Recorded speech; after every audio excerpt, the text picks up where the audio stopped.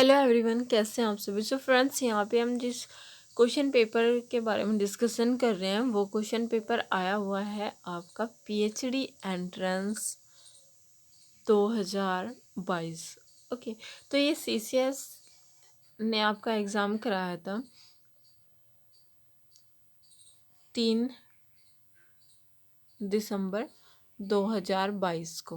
Okay, तो ये exam आपका हुआ था 3 दिसंबर 2022 को। पीएचडी एंट्रेंस टेस्ट हुआ था और सीसीएस यूनिवर्सिटी का। ओके, तो यहाँ पे आपने देखा होगा जिन्होंने ये एग्ज़ाम दिया था, तो वहाँ पे आपके 50 क्वेश्चन आपके जो सब्जेक्ट था वहाँ से आए थे एंड अदर 50 क्वेश्चन आपके रिसर्च मेथडोलॉजी से आए हुए थे। ओके, तो यहाँ पे हम सभी क्वेश्चंस को डिस्कस करने वाले हैं। आई होप कि आपको ये वीडियो अच्छी लगे एंड हेल्पफुल लगे, और अगर आपको ये वीडियो हेल्पफुल लगे तो प्लीज़ अपने दोस्तों के साथ में शेयर ज़रूर करें। ओके, तो पहला क्वेश्चन यहाँ पे आप देख पा रहे होंगे, पहला क्वेश्चन आया हुआ है। और हाँ, ये जो पेपर है वो बॉटनी का पेपर है। ओके, तो यहाँ पे बॉटनी के क्वेश्चन कराए जा रहे हैं इस वाले वीडियो में।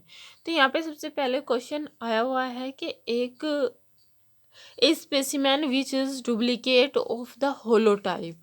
एक स्पेसिमेन है वो डुप्लीकेट है होलोटाइप का and collected from the same palace at the same time by the same person is known as. तो यहाँ पे आपको पता होना चाहिए कि जैसे आपका डुप्लीकेट ऑफ होलोटाइप अगर है तो उसमें आपका आइसोटाइप हो जाएगा। ओके ओके, तो फ्रेंड्स यहाँ पे आपको जो अगर आइसोटाइप आया हुआ है तो आपको डुप्लीकेट वर्ड याद रखना है, ठीक है। तो यहाँ पे आपको याद रखना है कि जो आइसोटाइप होगा वो डुप्लीकेट ऑफ होलोटाइप होगा। ओके, एंड इसके अलावा जैसे एक होता है होलोटाइप। सबसे पहले होता है होलोटाइप। ओके, होलोटाइप के बारे में होता है कि फर्स्ट टाइम इज नन है, पहला आपका वो है तो वो आपका होलोटाइप होगा। ओके, पूर्ण प्लांट स्पेसिमेन अथवा उसका एक भाग जिसके विवरण से नए टैक्सोन का नाम मिला है उसे हम होलोटाइप कहते हैं। नेक्स्ट आता है आपका आइसोटाइप। आइसोटाइप अभी पता लगा हमें कि डुप्लीकेट होगा होलोटाइप का। ओके, थर्ड होता है आपका पैराटाइप। तो पैराटाइप में आपको पता होना चाहिए कि पैराटाइप में होता है कि जो होलोटाइप एंड आइसोटाइप के अतिरिक्त अन्य स्पेसिमेन को पैराटाइप कहते हैं। वो होलोटाइप और आइसोटाइप के अतिरिक्त है तो हम उसे पैराटाइप कहते हैं। नेक्स्ट आपका होता है, और हाँ, जो पैराटाइप होगा उसका जो फील्ड नंबर होगा वो भी अलग हो सकता है, लेकिन आइसोटाइप में फील्ड नंबर वही होगा जो होलोटाइप का था। ओके, फिर फोर होता है आपका सिन टाइप, जो इसमें जैसे ऑप्शन में भी दिया हुआ था सिन टाइप। सिन टाइप क्या होता है, देखो सिन टाइप में आपका होलोटाइप निर्धारित न किया गया हो तो तब आपका वो सिन टाइप होगा। ओके, तो जब हमारा होलोटाइप निर्धारित ही ना क्या हो तब होगा। तो सिन टाइप में आपका टू और मोर specimen describing of a new species when the author did not select a holotype, कि जब हमने कोई भी होलोटाइप सेलेक्ट न किया हो, निर्धारित न किया गया हो, तब वो आपका सिन टाइप होता है। फिर उसके बाद में आएगा आपका लैक्टोटाइप। ओके, जैसा कि इसमें यहाँ पे लैक्टोटाइप, यहाँ पे कुछ क्वेश्चन इस तरह से दिए हुए थे कि यहाँ पे भी आइसोटाइप लिखा है, यहाँ पे भी, तो ये गलत है। लेकिन यहाँ पे ये हिंदी वाला ऑप्शन इसमें सही है, लैक्टोटाइप। तो लैक्टोटाइप का मतलब क्या होता है, जब आपका लोस्ट हो गया हो, ठीक है, स्पेसिमेन क्या हो गया हो, लोस्ट हो गया हो। और लोस्ट किसका हुआ है यहाँ पे, ओके, तो जब होलोटाइप के रूप में चुना गया किसी को, और जब पहले बनाया होलोटाइप खो गया हो, ओके, जो आपका पहले से होलोटाइप था, स्पेसिमेन था, वो आपका लोस्ट हो गया हो, खो गया हो, तब हम उसको लैक्टोटाइप लेंगे, या फिर वो खराब हो गया था, अथवा कभी होलोटाइप बनाया ही ना गया हो, तो लैप्टोटाइप बनाने के लिए हम आइसोटाइप, पैराटाइप अथवा सिनटाइप में से कोई स्पेसिमेन को लेके उसको हम लैक्टोटाइप बनाएंगे। ओके, तो आई होप कि आपको ये थोड़ा क्लियर हुआ हो।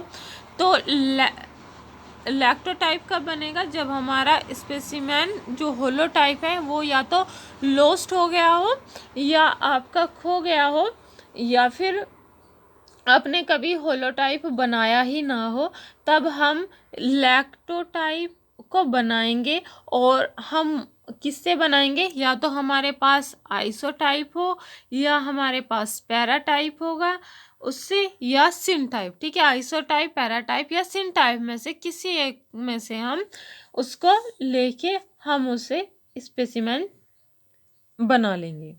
ठीक है, कोई स्पेसिमेन चुना जाता है इन तीनों में से, जब हमें लैक्टोटाइप सेलेक्ट करना हो।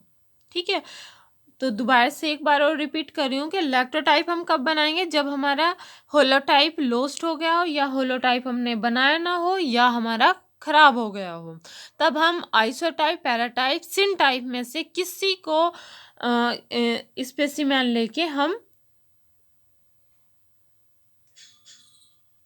लैक्टोटाइप बनाते हैं। ठीक है, सिनटाइप से कोई स्पेसिमेन चुना जाता है।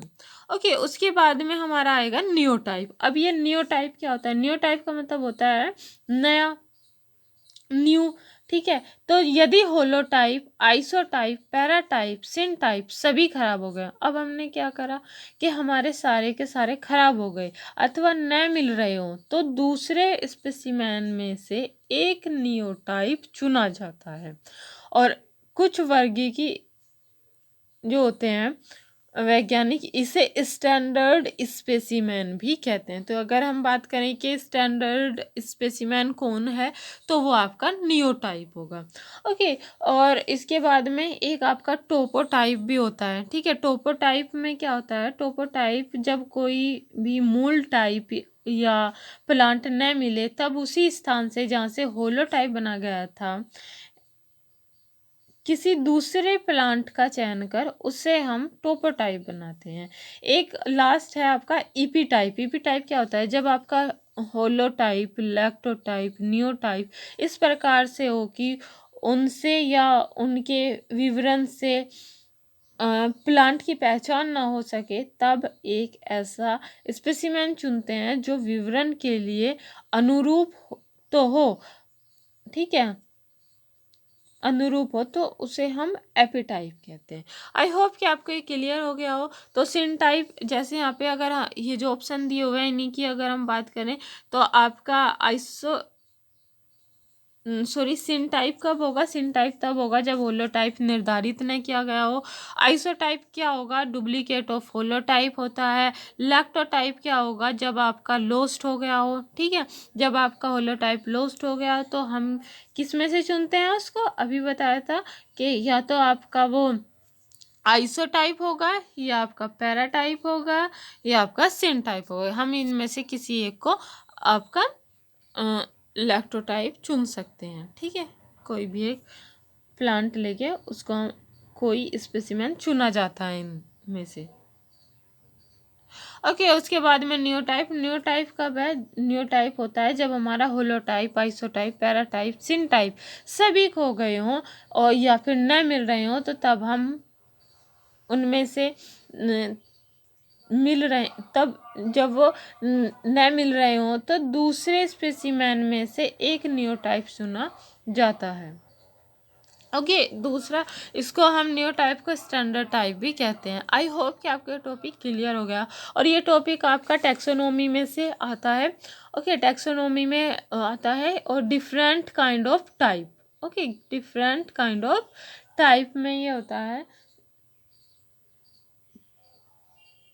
ओके, तो ये आप यहाँ से देख सकते हैं। ओके, आई होप कि आपको ये क्वेश्चन अच्छे से क्लियर हो गया हो। इससे रिलेटेड सभी जानकारी जो आपकी दी हुई है वो भी आपको क्लियर हो गई हो। सेकंड क्वेश्चन आपका होता है कि हिस्टोजन सिद्धांत के अनुसार पेरिसाइकिल के विकास के लिए जिम्मेदार विभाज्योतक क्षेत्र कौन सा है, या according to histogen theory which of the following meristematic zone is responsible for the development of pericycle.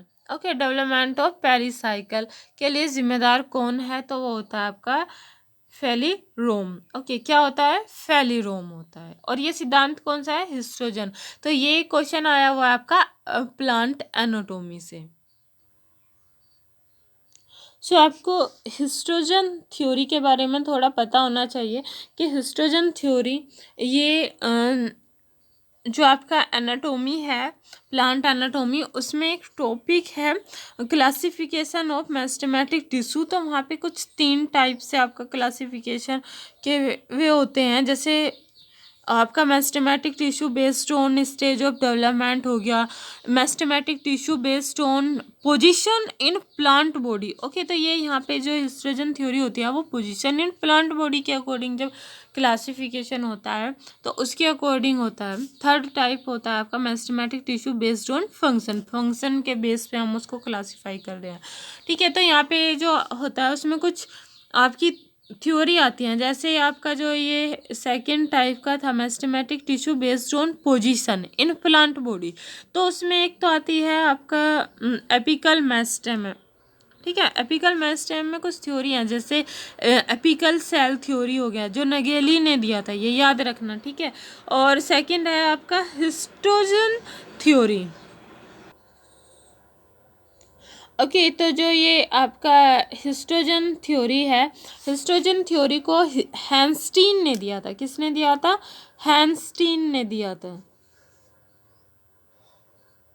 Okay, तो ये याद रखना, हिस्टोजन थ्योरी आपकी किसने दी थी, हैंस्टीन ने दिया था। और उनके अनुसार क्या था कि जो आपका रूट एंड स्टेम ये होता है सैम और रैम। ठीक है, रूट एंड शूट सीड्स होते हैं, उनके 3 क्षेत्र होते हैं, में 3 क्षेत्र अथवा हिस्टोजन होते हैं जिन्हें हम डर्मेटोजन कहते हैं। पहला हो गया आपका, पहला क्या हो गया आपका, डर्मेटोजन। सेकंड होता है आपका पेरिबेलम, और थर्ड होता है पेलीरोम। ओके, तो पहला क्या है, डर्मेटोजन, सेकंड है आपका पेरिबेलम, और थर्ड होता है पेलीरोम। ओके, और अब यहाँ पे अगर हम बात करें कि एपिडर्मिस, एपिडर्मिस आधारभूत टिश्यू तथा वेस्कुलर बंडल का निर्माण करते हैं। ओके,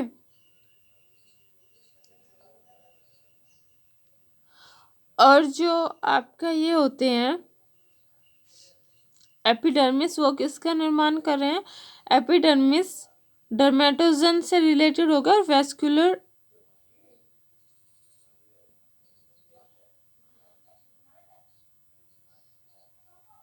इसके अलावा जो मूल रूट एपेक्स है में एक अतिरिक्त कैलिप्ट्रोजन पाया जाता है। ओके, भाग होता है जिसमें मूल रूट कैप का निर्माण होता है। तो ये आप ध्यान रखना।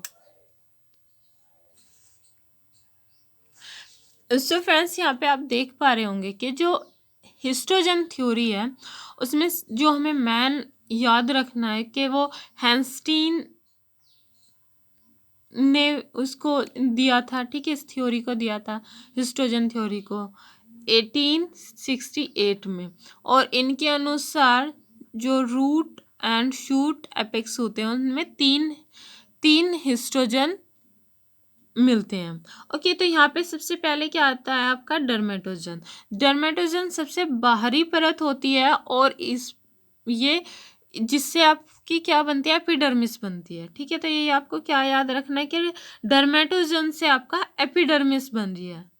ओके, डर्मेटोजन क्या बना रहा है, डर्मेटोजन आपका एपिडर्मिस बना रहा है जो सबसे बाहरी परत होती है। सेकंड आपका है पेरिबलम। पेरिबलम आपका बीच में पाया जाता है, डर्मेटोजन एंड पेलीरोम के बीच में पाया जाता है। ओके, ये याद रखना है। दूसरा, ये किसका निर्माण कर रहे हैं, ये बनाते हैं आपका hypodermis, journal cortex and endodermis. तो ये तीनों बनाते हैं। उसके बाद में आपका आएगा थर्ड टाइप आएगा आपका पैलीरोम, जो कि क्वेश्चन में दिया हुआ था। ओके, तो पैलीरोम नीचे पाया जा रहा है। ठीक है, आपको पता लग गया सबसे बाहर की तरफ डर्मेटोजन, बीच में आपका पेरिब्लम पाया जा रहा है। ओके, और नीचे आपका पाया जाएगा पैलीरोम। अब यहाँ पे आप देखेंगे कि ये किसका निर्माण कर रहा है, तो वो प्राइमरी वेस्कुलर टिश्यू का निर्माण करता है। पेरिसाइकल, मेड्यूलरी रे, पित्त तथा पित्त का निर्माण करता है। अब यहाँ पे क्या कंफ्यूजन होगा कि जैसे क्वेश्चन में दिया हुआ था कि ये आपका पेरिसाइकल उसमें मैच हो रहा था। ठीक है, कि पहली रोम किसका वो कर रहा है, किसको बना रहा है, पेरिसाइकल को बना रहा है। लेकिन इसके अलावा भी तो आपको याद रखना है। एक वर्ड याद रखोगे तो हमेशा क्वेश्चन आपका गलत होगा।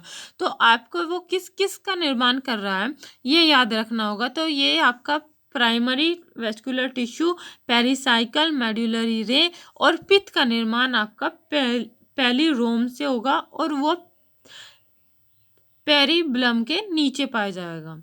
ठीक है, बीच में आपका पैलिरोम पाया जा रहा है, जो आपका हाइपोडर्मिस, जर्नल कोर्टेक्स, एंडोडर्मिस इनका निर्माण कर रहा है। तो ये चीज़ें आपको नोटिस करनी होंगी कि वो किस किस का निर्माण कर रहा है। एक दो याद रखने से कुछ काम नहीं चलेगा, वरना आप क्वेश्चन गलत ही करोगे। तो यहाँ पे आपने क्वेश्चन देखा कि according to histogen theory which of the following meristematic zone is responsible for development of pericycle. तो पेरिसाइकिल का भी आपको पता लगा कि पैलिरोम कर रहा था। इसके अलावा पैलिरोम पेरिसाइकिल के अलावा और क्या क्या कर रहा था, वो प्राइमरी वेस्क्यूलर बंडल है उसका सिंथेसिस उसको बना रहा था। Vascular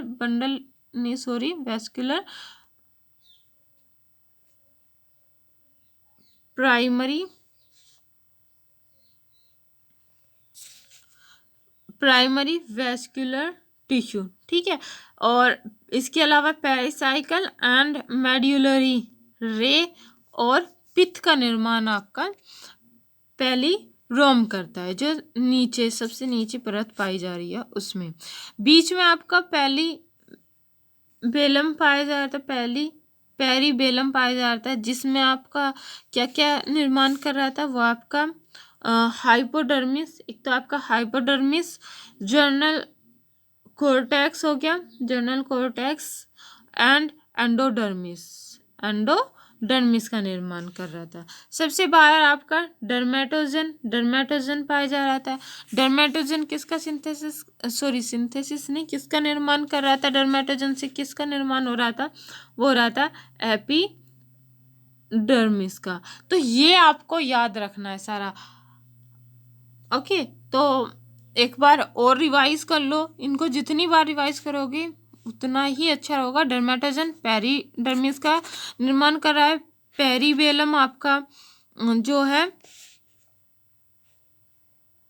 hypodermis, journal cortex, endodermis का निर्माण कर रहा है। पैलिरोम आपका जो निर्माण करता है वो primary vascular tissue, pericycle, medullary रे, पित्त का निर्माण करता है। आई होप कि अब यहाँ से कोई भी क्वेश्चन अगर बना हिस्टोजन थ्योरी से तो आप गलत नहीं करेंगे। इसकी ये जो दिया था थ्योरी वो हैंस्टीन ने दिया था 1868 के अनुसार, और इन्होंने कहा था कि जड़ और तने में 3 हिस्टोजन मिलते हैं। ओके, और ये थ्योरी किसके अकॉर्डिंग है, ये है आपका meristematic tissue based on position in plant body. Okay, classification of meristematic tissue के टॉपिक है ये। ओके, तो आई होप कि अब आपका ये टॉपिक क्लियर हो गया हो, वो भी अच्छे से। क्वेश्चन नंबर 3 है कि माइकलस मेंटेन काइनेटिक्स के बारे में निम्नलिखित में से कौन सा कथन सत्य है। तो यहाँ पे आपका ट्रू पूछा था, तो ट्रू क्या होता है, it describe single substrate enzyme is right answer. Next question आपका दिया हुआ है कि आपको पता होगा कि झिल्लीदार लिपिड से ही आपको हिंट मिल गया होगा, झिल्लीदार लिपिड से ही आपको हिंट मिल गया होगा। The membrane lipid molecule assemble spontaneously into bilayer when placed in water and form spherical structure known as liposome। क्योंकि पता होगा लाइपोसोम नहीं हो सकता, पेरोक्सीसोम नहीं है, एंडोडर्मिस नहीं है, तो लिपोलिपिड ये यहाँ से ही आपको कैच कर लेना था, मैच कर लेना था। ठीक है, तो झिल्लीदार लिपिड अणु पानी में रखे जाने पर स्वचालित रूप से द्विपरत में एकत्रित हो जाते हैं और गोलाकार संरचना बना लेते हैं, जिसे कौन से रूप में जाना जाता है, तो उसे हम लिपोसोम बोलते हैं। ओके, नेक्स्ट क्वेश्चन नंबर 5 है, उसमें दिया हुआ है which of the following statement is correct about oxidative pentose phosphate pathway के बारे में है।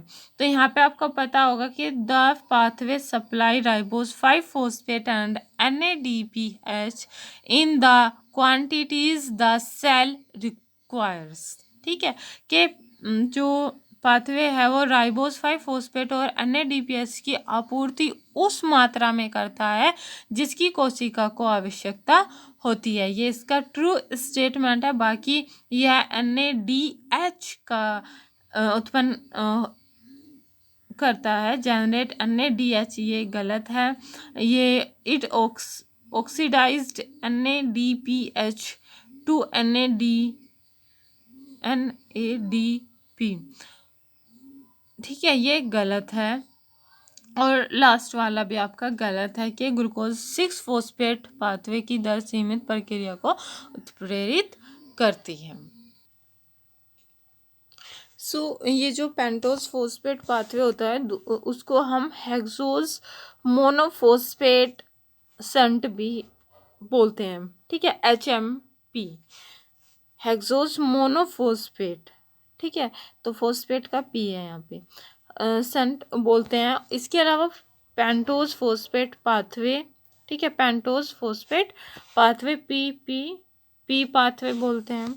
And phospho gluconate pathway is an alternative pathway to glucose oxidation। Glucose oxidation का ये अल्टरनेटिव पाथवे होता है। यहाँ पे जो enzyme of HMP shunt are located in cytosol.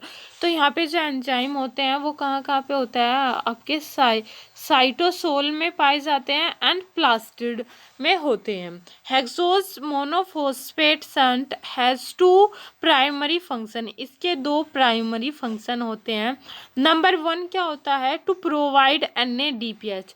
तो एक तो ये आपको क्या प्रोवाइड करवा रहा है, NADPH प्रोवाइड करवा रहा है फॉर रिडक्टिव बायोसिंथेसिस। ओके, तो क्या है, फॉर रिडक्टिव बायोसिंथेसिस। दूसरा प्राइमरी फंक्शन क्या होता है, टू प्रोवाइड राइबोज 5 फॉस्फेट। ठीक है, ribose 5 phosphate for nucleotide and nucleic acid biosynthesis. ठीक है, तो लास्ट प्रोडक्ट आपको पता होगा इसमें क्या होता है, आपका यहाँ पे होता है राइबोलोज 5 फॉस्फेट होता है, RU5FP। तो ये 2 इसके मेन प्राइमरी फंक्शन होते हैं, 2 प्राइमरी फंक्शन होते हैं। इसकी sequence of reaction of HMP shunt is divided into 2 phase. ये जो आपका पेंटोज फॉस्फेट पाथवे होता है ये 2 फेज इसकी होती हैं। ठीक है, कितनी फेज होती हैं इसकी, 2 फेज होती हैं। नंबर 1 क्या है, ऑक्सीडेटिव फेज होती है, ऑक्सीडेटिव फेज। एंड सेकंड क्या होती है, oxidative and non oxidative phase हो गई। ओके, तो ये 2 फेज होती हैं इसमें, ऑक्सीडेटिव एंड नॉन ऑक्सीडेटिव। तो जो ऑक्सीडेटिव फेज होती है वो आपकी कैसी होती है, वो होती है आपकी इरिवर्सिबल। कैसी होती है आपकी, इरिवर्सिबल। तो इसको हम रिवर्स नहीं कर सकते। जैसे आप यहाँ पे देख पा रहे होंगे, ये एरो के निशान से ही आपको पता लग जाएगा, इस तरह के एरो के निशान इसमें देखने को मिल रहे हैं। ठीक है, ये हो गया जैसे, एंड लास्ट में ये यहाँ पे हो गया। ठीक है, तो ये कैसी प्रोसेस है, इरिवर्सिबल। और ये जो ये आपको पाथवे दिखाई दे रहा है वो कैसा है, ऑक्सीडेटिव। कौन सी फेज है ये इसकी, ऑक्सीडेटिव फेज है। तो ऑक्सीडेटिव फेज में क्या होता है, सबसे पहले आपका ग्लूकोज 6 फॉस्फेट होता है, G6P। क्या होता है, G6P होता है, ग्लूकोज 6 फॉस्फेट। नंबर 1 2, यहाँ पे OH लिखना था, वैसे OH आएगा यहाँ पे, दूसरा कार्बन, तीसरा 4 5 एंड ये 6 कार्बन। तो 6 कार्बन पे फॉस्फेट ऐड होने की वजह से उसको हम क्या कह रहे हैं, ग्लूकोज 6 फॉस्फेट बोलते हैं, ग्लूकोज 6 फॉस्फेट। ओके, उसके बाद में आपका यहाँ पे जब हमारा पहला स्टेप होगा, तब आपका NADP से NADP प्लस से NADPH, फर्स्ट NADPH बना।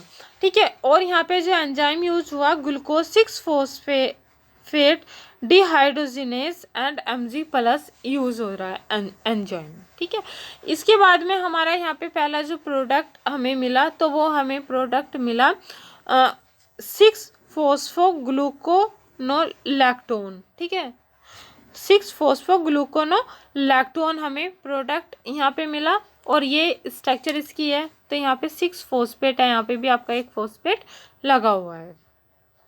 अब यहाँ पे हमारा क्या होगा कि ये फिर उसके बाद में हमारा थर्ड स्टेप में हमारा जो होगा, ये थर्ड स्टेप में आपका ग्लूकोज लैक्टोज एंजाइम होगा, ग्लूकोज लैक्टोज ग्लूकोनोलैक्टोन एंजाइम यूज हो रहा है, एंड H2O से H मिल रहे हैं। और इधर आपका क्या हो जाएगा, हमें जो प्रोडक्ट यहाँ पे जो ये मिला, वो हमें मिला 6 फॉस्फोग्लूकोनेट हमें मिलेगा। यहाँ पे आपका फॉस्फेट इसमें है। अब हमारा क्या होगा कि अब हमारा नेक्स्ट स्टेप पे ये भी 6 कार्बन का ही है, 6 फॉस्फोग्लूकोनेट।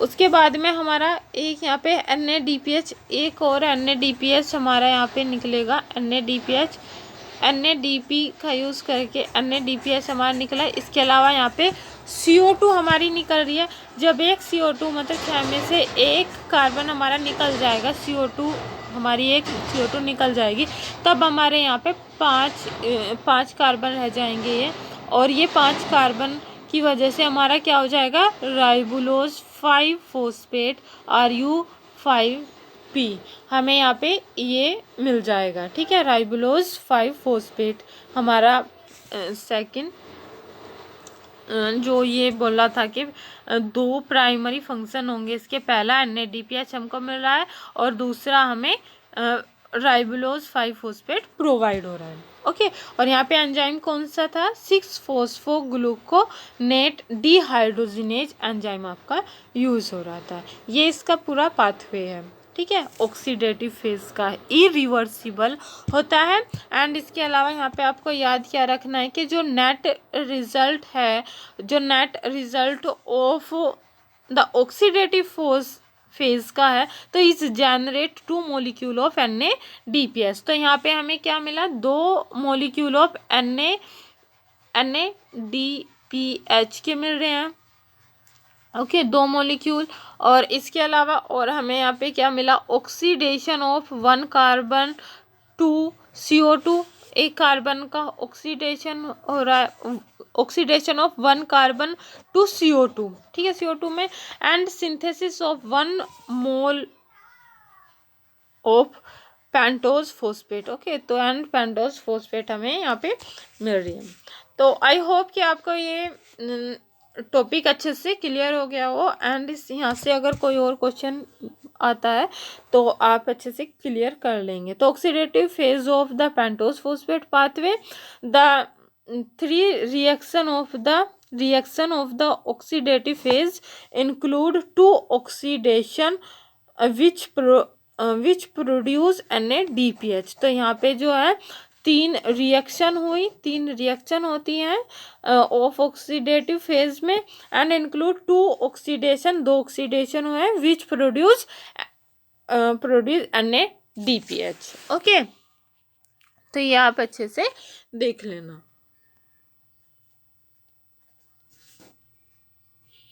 तो अभी ये क्वेश्चन आपका अच्छे से क्लियर हो गया होगा कि ऑक्सीडेटिव पेंटोस फॉस्फेट पाथवे में कौन सा कथन सही है। तो ये आपका सही है, बाकी सब गलत है, क्योंकि यहाँ पे क्या हो रहा है, ऑक्सीडाइज NADPH टू NADP, ये गलत है। फर्स्ट भी NADH नहीं, NADPH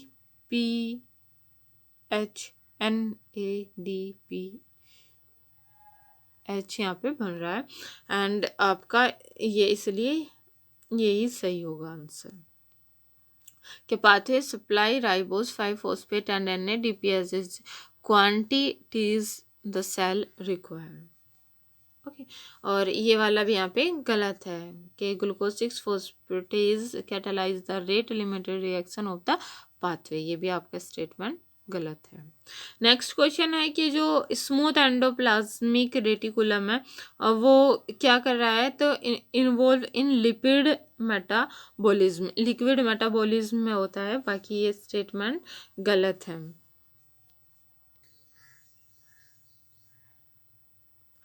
आपको पता होगा कि जो आपका एंडोप्लाज्मिक रेटिकुलम है वो 2 टाइप का होता है। ओके, 2 टाइप का कौन सा होता है, एक होता है SER, ठीक है, और एक होता है आपका RER, rough endoplasmic reticulum and smooth endoplasmic reticulum.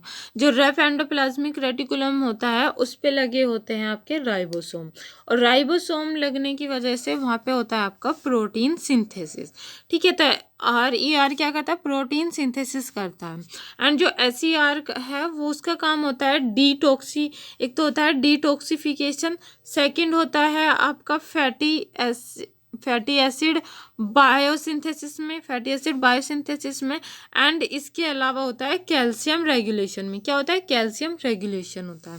यहाँ पे आपको पता होना चाहिए कि जो protein synthesis by ribosome associated with the membrane of RER, ठीक है। तो यहाँ पे जो RER की मेम्ब्रेन होती है उस पर राइबोसोम एसोसिएट होते हैं, and RER enter into the lumen and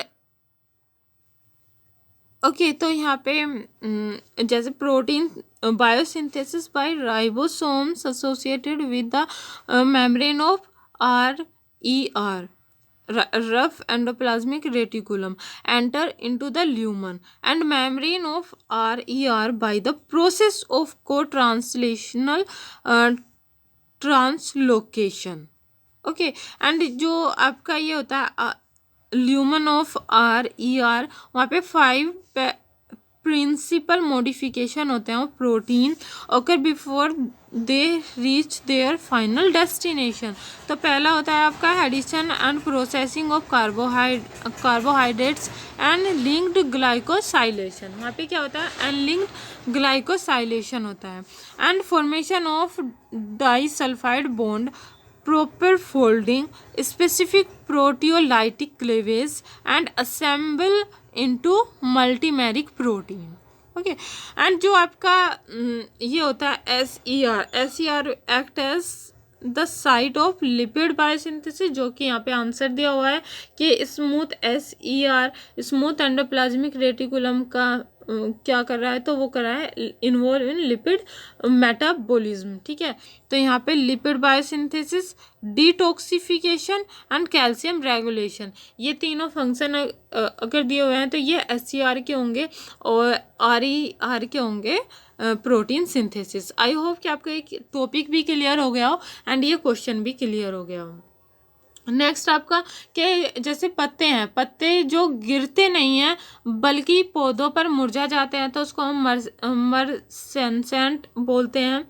okay, तो क्या बोलते हैं उसको, मर्सेसेंट बोलते हैं। नेक्स्ट क्वेश्चन है कि जो आपका ये होता है, which of the following statement is incorrect about the enzyme complex which synthesize ATP during oxidative phosphorylation. ठीक है, तो यहाँ पे क्या हो जाएगा, it bind to molecule oxygen.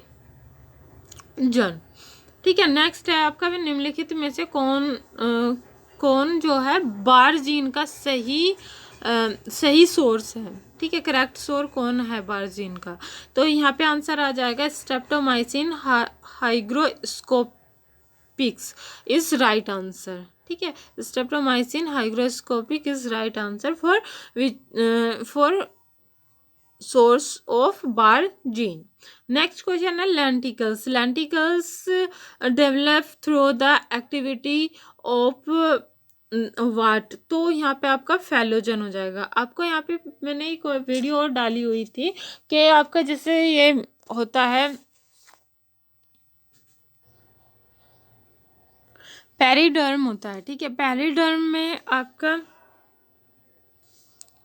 Periderm होता था, तो उसमें क्या होता है, जैसे फैलोजन है।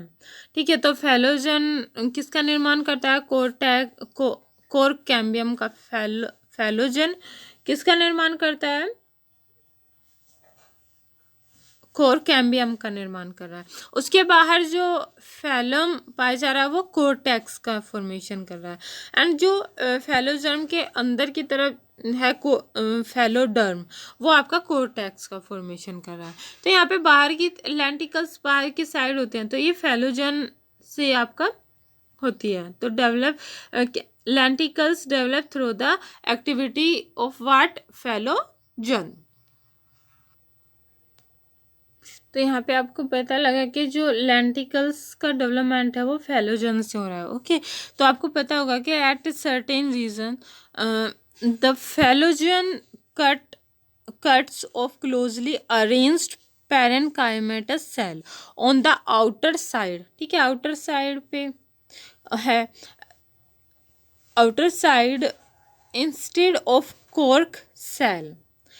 This parenchymatous cell soon ruptured, जब वो रप्चर हो जाती हैं, वहाँ से थोड़ा हट जाती हैं, टूट फूट जाती हैं, रप्चर हो जाती हैं, the epidermis forming a lens shape opening called lenticels. तो वहाँ पे इस तरह से लेंटिकल्स जैसा आपको फॉर्मेशन हो जाता है। ठीक है, यहाँ पे आपका एपिडर्मिस पाई जा रही होगी, उसके बाद आपका कॉम्प्लीमेंट्री सेल्स यहाँ पे पाई जाती हैं, और यहाँ पे आपका कोर्क, ये वाले रीजन में आपका कोर्क पाई जा रही होगी। ठीक है, यहाँ पे आपका कोर्क कैम्बियम हो गया, ये कोर्क कैम्बियम पाया जा रहा है।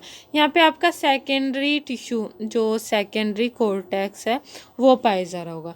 तो ये इस तरह से एक लेंस शेप जो स्ट्रक्चर बन रही है, और उसको हम लेंटिकल्स बोलते हैं, और इनका डेवलपमेंट आपका फैलोजन से होता है। एंड जो आपका ये होता है लेंटिकल्स, वो परमिट करते हैं, लेंटिकल्स क्या कर रहे हैं, जो लेंटिकल्स पाए जा रहे हैं वो permit the exchange of gas between the outer atmosphere. जो आउटर एटमॉस्फेयर यहाँ पे पाया जा रहा है, उसकी जो गैसें हैं वो अंदर आएंगी, एंड वो क्या होगा कि gas between the outer atmosphere and the internal tissue of the stem. तो ये आपका गैस को एक्सचेंज करने के लिए, परमिट करने के लिए आपका हेल्प कर रहा है। ठीक है, आई होप कि आपको ये टॉपिक क्लियर हो गया हो। इसके बाद में नेक्स्ट क्वेश्चन है आपका कि निम्नलिखित में से कौन सा सूक्ष्म पोषक तत्व उच्च पौधों में पाए जाने वाले यूरियस एंजाइम से जुड़ा होता है। तो यूरियस एंजाइम से कौन जुड़ा होता है, निकेल। नेक्स्ट क्वेश्चन है आपका, रेहिटिडोन शब्द का प्रयोग सामान्यतः किसके लिए किया जाता है। तो ये आपका आंसर आ जाएगा आउटर बार्क के लिए यूज होता है।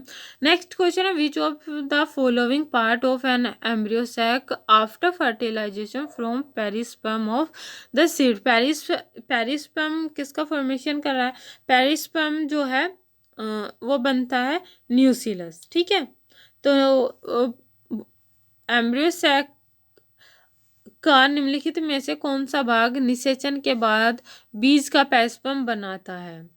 ठीक है, तो न्यूक्लियस बनाता है। नेक्स्ट क्वेश्चन है कि पौधों में माइक्रो गैमेटोजेनेसिस के दौरान दो युग्मक नाभिक किसके द्वारा निर्मित होते हैं? तो वो किसके द्वारा निर्मित होते हैं?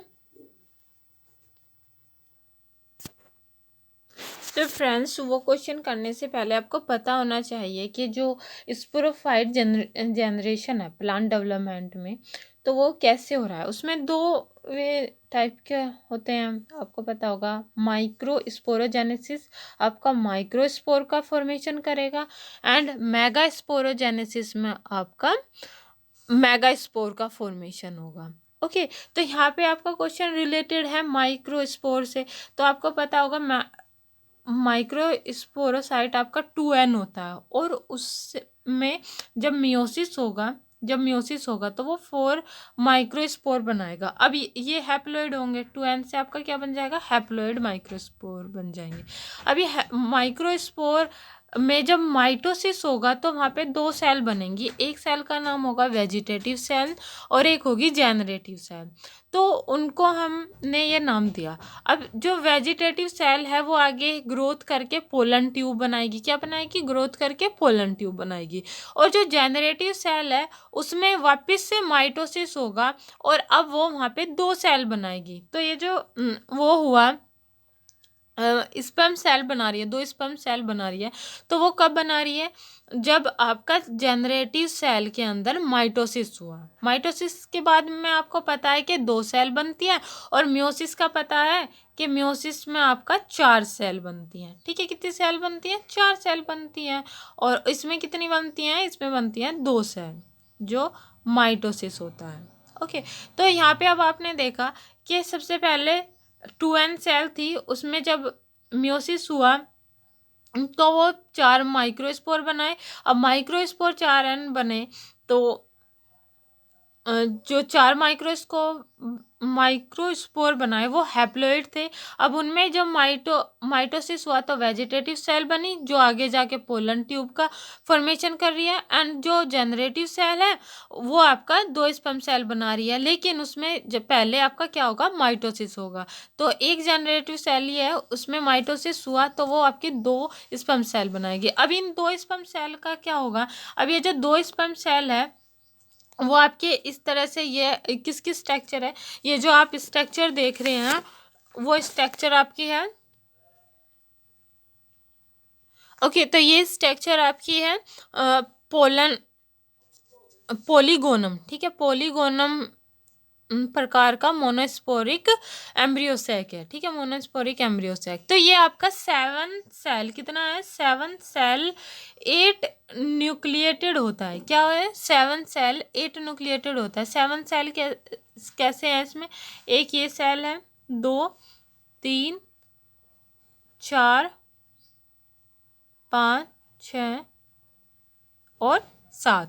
लेकिन 8 न्यूक्लिएटेड कैसे है कि ये जो आपका पोलन सेल होती है, पोलन न्यूक्लियाई होता है, ये आपका यहाँ पे 2 न्यूक्लियस होते हैं, 1 2।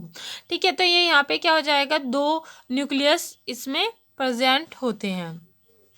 ठीक है, तो इसलिए ये 7 सेल 8 न्यूक्लिएटेड होती है। अब वहाँ पे जो आपने देखा था कि 2 स्पर्म सेल बनी हुई थी। क्या बनी हुई थी? 2 स्पर्म सेल बनी हुई थी जेनरेटिव सेल में। जब माइटोसिस हुआ था तो वहाँ पे 2 स्पर्म सेल बनी थी। अब वे 2 स्पर्म सेल एक तो फ्यूज हो जाएगी, आपकी यहाँ पे लिखा हुआ है एग एपरेटस, एग सेल जो है उसके साथ में आके फ्यूज हो जाएगी, और जो दूसरी सेल है वो आपकी पोलर न्यूक्लियाई के साथ में फ्यूज होगी। अब यहाँ पे जो एग सेल के साथ में फ्यूज हुई है, तो यहाँ पे क्या हुआ? एक आपका जो एक जो स्पर्म सेल है, स्पर्म सेल वो किसके साथ में फ्यूज हुई? एग के साथ में। और ये आगे जाके जाइगोट बनाएगी। क्या बनाएगी? ये आगे जाके जाइगोट का फॉर्मेशन करेगी। ठीक है, दूसरी जो स्पर्म सेल है वो जब पोलर न्यूक्लियाई के साथ में पोलर न्यूक्लियाई के साथ में, क्योंकि आपको पता है कि स्पर्म आपका हैप्लॉइड है और पोलर न्यूक्लियाई आपका प्लस डिप्लॉइड है 2n है, तो ये आपका क्या बना देगा 3n बना देगा। अब ये 3n बनाएगा और यहाँ पे ट्रिपल फ्यूजन होगा, इसको हम क्या कहेंगे ट्रिपल फ्यूजन कहेंगे, हम इसको ट्रिपल फ्यूजन कहेंगे। और ये ट्रिपल फ्यूजन बना के आपका 3n आपका एंडोस्पर्म फॉर्मेशन हो जाएगा, एंडोस्पर्म फॉर्मेशन होता है यहाँ पे। दूसरे में क्या हो रहा था, आपकी एग सेल थी, ठीक है, एग सेल n थी, हैप्लॉइड थी, प्लस आपका एक मेल गैमेट था, ठीक है, मेल गैमेट भी आपका हैप्लॉइड था। तो ये दोनों जब फ्यूज हो रहे थे तो उसको हम, जब ये दोनों फ्यूज हो रहे थे तो हम उसको बोलते हैं सिनगैमी, ठीक है, उसको हम क्या बोलते हैं सिनगैमी बोलते हैं। और ये यहाँ पे जाइगोट का फॉर्मेशन करते हैं जो 2n होता है, डिप्लॉइड होता है, और यही आगे जाके आपका एम्ब्रियो फॉर्मेशन करता है। क्या फॉर्मेशन करेगा, ये आपका एम्ब्रियो का फॉर्मेशन करता है। दूसरे में क्या था आपका, एक एग सेल थी, एग सेल हैप्लॉइड थी, ठीक है, एक आपका मेल गैमेट था वो भी हैप्लॉइड था।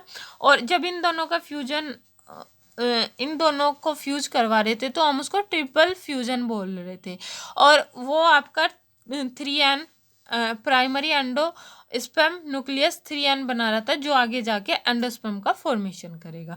तो ये जो दोनों सेल थी आपको, आई होप कि आपको क्लियर हो गया हो, तो कि ये जो जनरेटिव सेल हैं वो दोनों, जो दो स्पर्म सेल बना रही है वो आगे जाके कहाँ पे जा रही है, एक आपकी एग सेल के साथ में फ्यूज होगी और एक आपकी पोलर न्यूक्लियाई के साथ में फ्यूज होगी।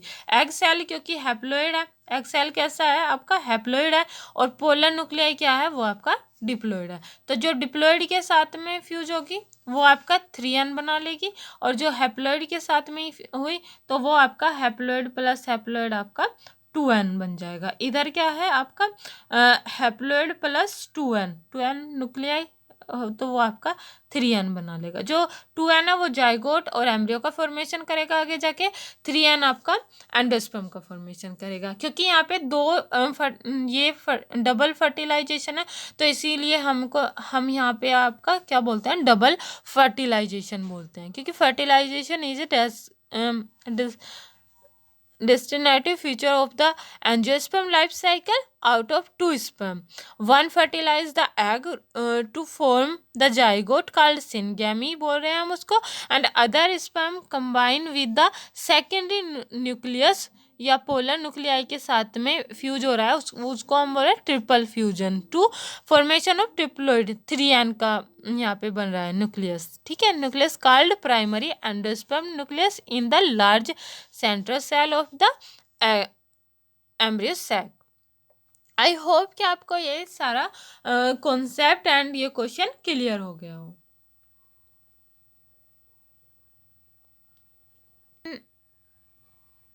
ओके तो अब आपको ये क्वेश्चन इजीली आप इसका आंसर खुद भी ही लगा सकते हैं कि ड्यूरिंग एम्ब्रियो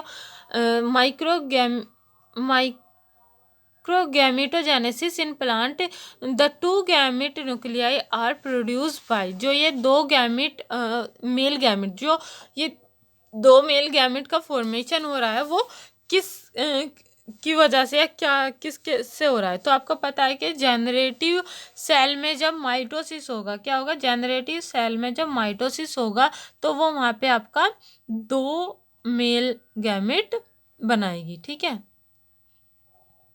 स्पर्म, जिसे हम स्पर्म सेल बोल रहे थे, या दो गैमेट न्यूक्लियाई का फॉर्मेशन करेगी, ठीक है, और इसमें हुआ था माइटोसिस।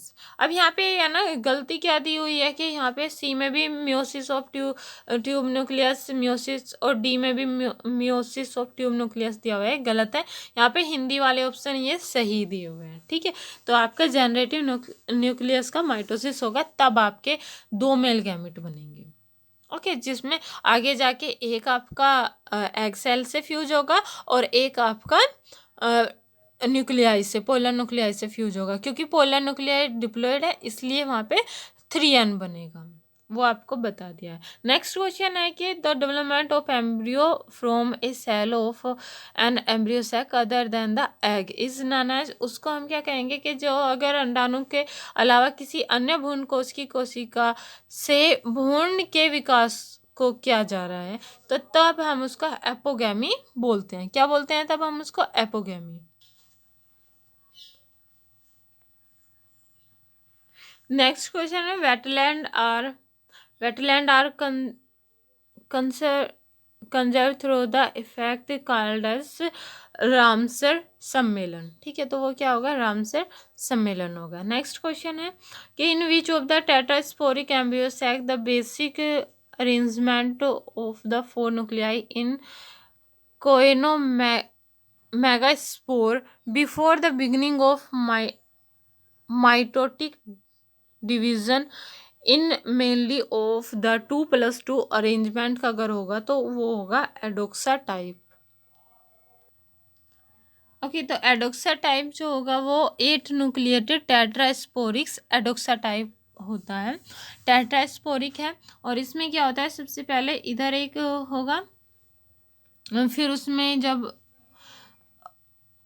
डिवीज़न होगा तो 2 बन जाएंगे एक साइड, 2 इस साइड बनेंगे। फिर जब डिवीज़न होगा तो इधर आपके 4 हो जाएंगे और इधर भी आपके यहाँ पे 4 हो जाएंगे। ठीक है, ये 4 हो जाएंगे।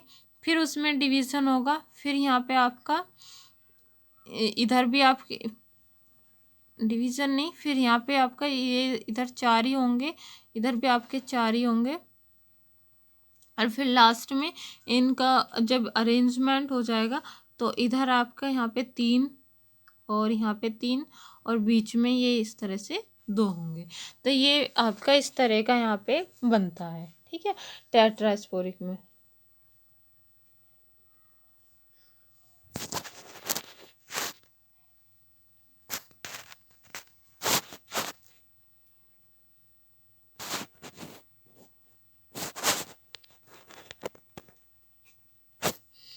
ओके, नेक्स्ट है आपका the plant growth regulator responsible for primary stimulus for mobilization of storage food in germination seed. आपको पता है जर्मिनेशन से रिलेटेड कौन सा, जर्मिनेशन सीड से रिलेटेड कौन सा हार्मोन है? प्लांट हार्मोन, तो जिब्रेलिन होता है। ये इजी है क्वेश्चन।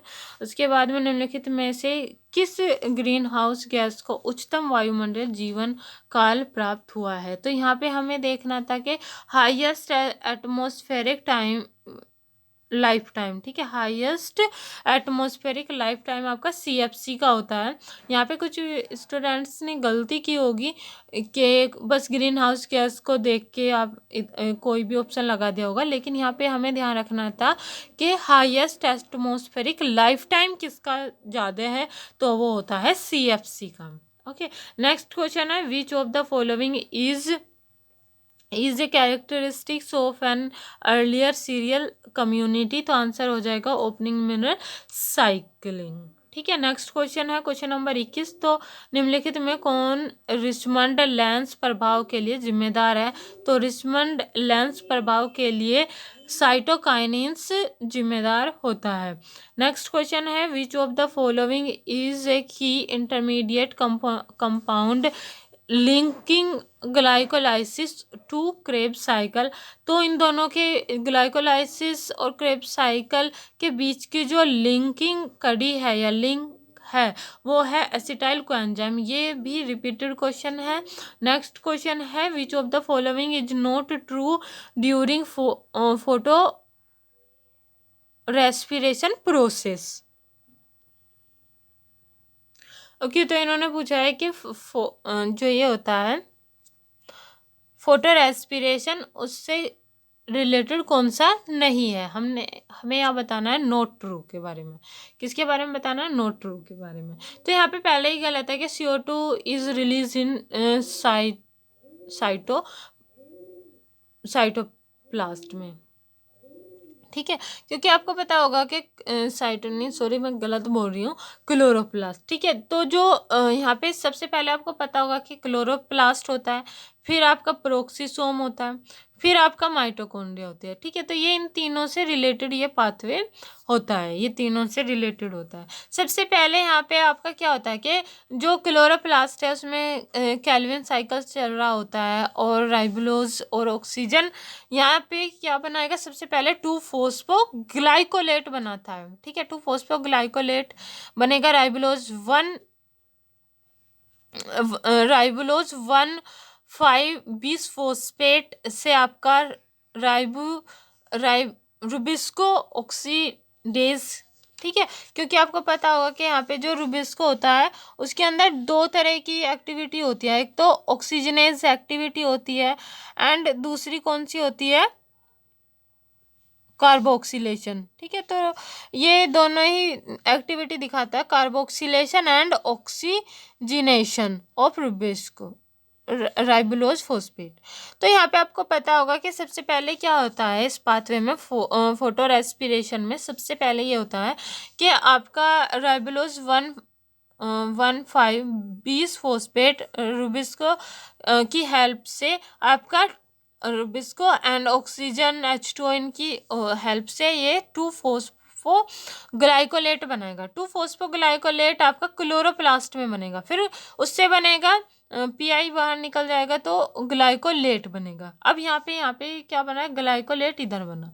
फिर उसके बाद में ग्लाइकोलेट आ जाएगा प्रोक्सीसोम में। प्रोक्सीसोम में जब वो आया और ग्लाइकोलेट से ग्लाइऑक्सीलेट बनेगा, ग्लाइऑक्सीलेट बनेगा, तो यहाँ पे आपका O2 से H2O2 बना और ग्लाइसिन। फिर उसके बाद में ग्लाई ऑक्सीलेट से ग्लाइसिन बना। अब ये ग्लाइसिन एंटर कर जाएगा माइटोकॉन्ड्रिया में। ग्लाइसिन जब माइटोकॉन्ड्रिया में गया ग्लाइसिन से, फिर वहाँ पे बनेगा आपका सेरीन। ठीक है, ग्लाइसिन से क्या बना, सेरीन। जब ग्लाइसिन से सेरीन बनता है तब आपका CO2 निकलता है। क्या निकलता है, तब आपका निकलता है CO2। और ये जो यहाँ पे CO2 निकला, जैसे ये तीन थे, आपको पता था क्या था, क्लोरोप्लास्ट, प्रोक्सीसोम एंड माइटोकॉन्ड्रिया। ओके, तो यहाँ पे आपका ग्लाइसिन से सेरीन बना था, तब आपका CO2 निकलता है माइटोकॉन्ड्रिया में, और NH3। इसके अलावा NADH भी यहाँ पे निकलता है। ठीक है, यहाँ पे NADH भी निकलता है। अब ये सेरीन आ जाएगा वापस से माइटोकॉन्ड्रिया में, प्रोक्सीसोम में। सेरीन कहाँ पे आया, प्रोक्सीसोम में। सेरीन से अब यहाँ पे ग्लिसरेट बनेगा। जब ग्लिसरेट सेरीन से hydroxy pyruvate and hydroxy pyruvate से ग्लिसरेट बना, तो इसके वहाँ पे आपका एक NADH यूज हो जाएगा। ठीक है, यहाँ पे यूज हो जाएगा। फिर ये ग्लाइसरेट आपका वापस आ जाएगा क्लोरोप्लास्ट में। ग्लाइसरेट कहाँ पे आ जाएगा, क्लोरोप्लास्ट में। अब यहाँ पे जब क्लोरोप्लास्ट में आया तो यहाँ पे ATP का यूज होता है। ठीक है, तो ATP का यूज होके ये बनाएगा 3-फॉस्फोग्लिसरेट। तो यहाँ पे इसलिए बोलते हैं कि रुबिस्को 1,5-बिसफोस्फेट से 2-फॉस्फोग्लाइकोलेट बनता है प्लस 3-फॉस्फोग्लिसरेट बनता है। तो ग्लाइकोलेट एंड ग्लिसरेट ये दोनों यहाँ पे बनते हैं। जबकि जो वो होता है ना यहाँ पे होता है ना कैल्विन साइकिल, C3 साइकिल, उसमें भी सेम यही होता है, लेकिन वहाँ पे एक्टिविटी क्या होते हैं, वहाँ पे होता है आपका यही रुबिस्को कार्बोक्सिलेज एंजाइम की तरह काम करता है। ठीक है, कार्बोक्सिलेशन फेज में आपका यहाँ पे क्या होता है कि फर्स्ट स्टेबल प्रोडक्ट जो बनता है वो 3-PCA बनता है, मतलब 3-फॉस्फोग्लिसरेट बनता है। यहाँ पे भी बना फॉस्फोरेस्पिरेशन में भी 3-फॉस्फोग्लिसरेट, लेकिन यहाँ पे क्या हुआ कि यहाँ पे आपका ग्लाइकोलेट भी बना, 3-2 यहाँ पे जो है दो प्रोडक्ट बन रहे हैं, 2-फॉस्फोग्लाइकोलेट प्लस 3-फॉस्फोग्लिसरेट। ठीक है, यहाँ पे क्या बन रहा है, यहाँ पे दो प्रोडक्ट बनते हैं, यहाँ पे बनते हैं दो प्रोडक्ट। एक आपका 2-फॉस्फोग्लाइकोलेट बनता है, 2-फॉस्फोग्लाइकोलेट बनता है एंड 3-फॉस्फो ग्लिसरेट बनता है। लेकिन उधर क्या होता है, उधर आपका जो है 3-फॉस्फोग्लिसरेट बनता है। तो ये यहाँ पे याद रखने वाली होती है केल्विन साइकिल और इसमें रेस्पिरेशन में, क्योंकि क्वेश्चन अक्सर यहाँ से ही घूमता है। तो आपको यहाँ पे अब पता चली गया होगा कि जो CO2 है वो कहाँ पे रिलीज हो रहा था, वो माइटोकॉन्ड्रिया में रिलीज हो रहा था जब ग्लाइसिन से सेरीन बन रहा था। इसके अलावा यही आपका गलत ऑप्शन है, जो गलत है वही पूछा है और वही आपका आंसर हो जाएगा। ओके, दूसरा था glycolate is formed in chloroplast. ये बिल्कुल सही है। ग्लाइकोलेट तो आपका स्टार्टिंग में ही बन गया था, जैसा कि आपको बताया था कि सबसे पहले आपका जब ये था रुबिस्को एंजाइम की हेल्प से, रुबिस्को की हेल्प से ये एक्टिविटी यहाँ पे कर रहा था, ऑक्सीजनेज एक्टिविटी कर रहा था। ठीक है, तो यहाँ पे आपका क्या बना था, सबसे पहले आपका ऑक्सीजन और ये रुबिस्को 1,5-बिसफॉस्फेट आपका 2-फॉस्फोग्लाइकोलेट यहाँ पे बना था। तो ये यहाँ पे क्लोरोप्लास्ट में ही बनता है ग्लाइकोलेट। फिर ये ग्लाइकोलेट जाएगा इसमें और यहाँ पे बनाएगा, बाद में यहाँ जो बनता है वो ग्लिसरीन बनता है। ग्लिसरीन इधर जाके आपका ग्लिसरीन से आपका सेरीन बन जाता है। ठीक है, और यहाँ पे आपका निकला था CO2। फिर उसके बाद में ये सेरीन आएगा प्रोक्सीसोम में। प्रोक्सीसोम में जब सेरीन आए तो वहाँ पे आपका बनेगा सेरीन से हाइड्रोक्सी पाइरुवेट और हाइड्रोक्सी पाइरुवेट से ग्लिसरेट और ग्लिसरेट से आप जब ग्लिसरेट बना तो वो आ जाएगा क्लोरोप्लास्ट में। ग्लिसरेट से फिर 3-फॉस्फो, फिर यहाँ पे क्या बना 3-फॉस्फोग्लिसरेट बना। ठीक है, तो ग्लिसरेट बना और ये केल्विन साइकिल में चला जाएगा। ठीक है, यहाँ पे केल्विन साइकिल होगा। तो ये रिएक्शन होती है, तो इसलिए सही होगा। अब इन्होंने कहा glycine and glycerate are formed in peroxisome. बिल्कुल सही बात है कि ग्लिसरीन तो यहाँ पे बना था लास्ट में, फिर वो गया था माइटोकॉन्ड्रिया में। अब यहाँ पे क्या है, जो ग्लिसरेट है वो भी आपका प्रोक्सीसोम में बनता है और जाता है कहाँ पे है, जाता है क्लोरोप्लास्ट में। लेकिन इन दोनों का फॉर्मेशन होता है प्रोक्सीसोम में। कहाँ पे फॉर्मेशन हो रहा है, प्रोक्सीसोम में। इसके अलावा ATP is formed in chloroplast. ATP का फॉर्मेशन क्लोरोप्लास्ट में होता है, तो ये भी सही है। ओके, तो इसलिए यहाँ पे ये सारा आपको क्लियर हो गया होगा। आई होप कि आपको ये क्लियर हो गया। Which of the following is not a growth retardant. तो ये होता है 6-फरफ्यूरिल एमिनोप्यूरिन।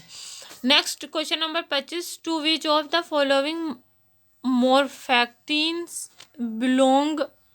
तो ये हो जाएगा metabolic inhibitors, metabolic inhibitors. Next question है question number 26, which who first demonstrated the light absorbed by chloroplast release oxygen. तो ये सबसे पहले किसने देखा कि क्लोरोप्लास्ट द्वारा अवशोषित प्रकाश ऑक्सीजन छोड़ता है। तो ऑक्सीजन छोड़ता है सबसे पहले किसने देखा, हिल ने। ठीक है, तो ये हिल ने देखा था। नेक्स्ट क्वेश्चन है बोर्थविक and Hendricks coined which term. तो बोर्थविक एंड हेंड्रिक्स ने किस शब्द का नामांकन किया था। तो उन्होंने साइटोक्रोम का नामांकन किया था। नेक्स्ट, निम्नलिखित में से कौन सा प्रकाश संश्लेषण वर्णक पानी में घुलनशील है। तो ऐसा कौन सा पिगमेंट है जो वाटर सोल्यूबल है। तो ये होता है आपका फाइकोबिलिन।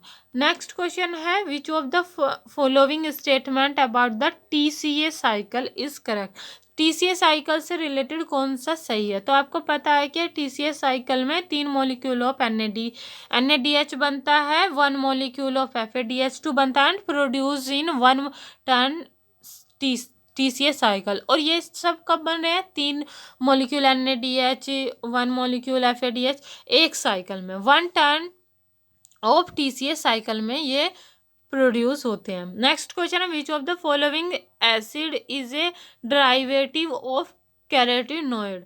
ठीक है, तो निम्नलिखित में से कौन सा अम्ल कैरोटीनॉइड का व्युत्पन्न है। कौन सा अम्ल होता है, एब्सिसिक एसिड, ठीक है। एब्सिसिक एसिड जो है किसका डेरिवेटिव है, कैरोटीनॉइड अम्ल का।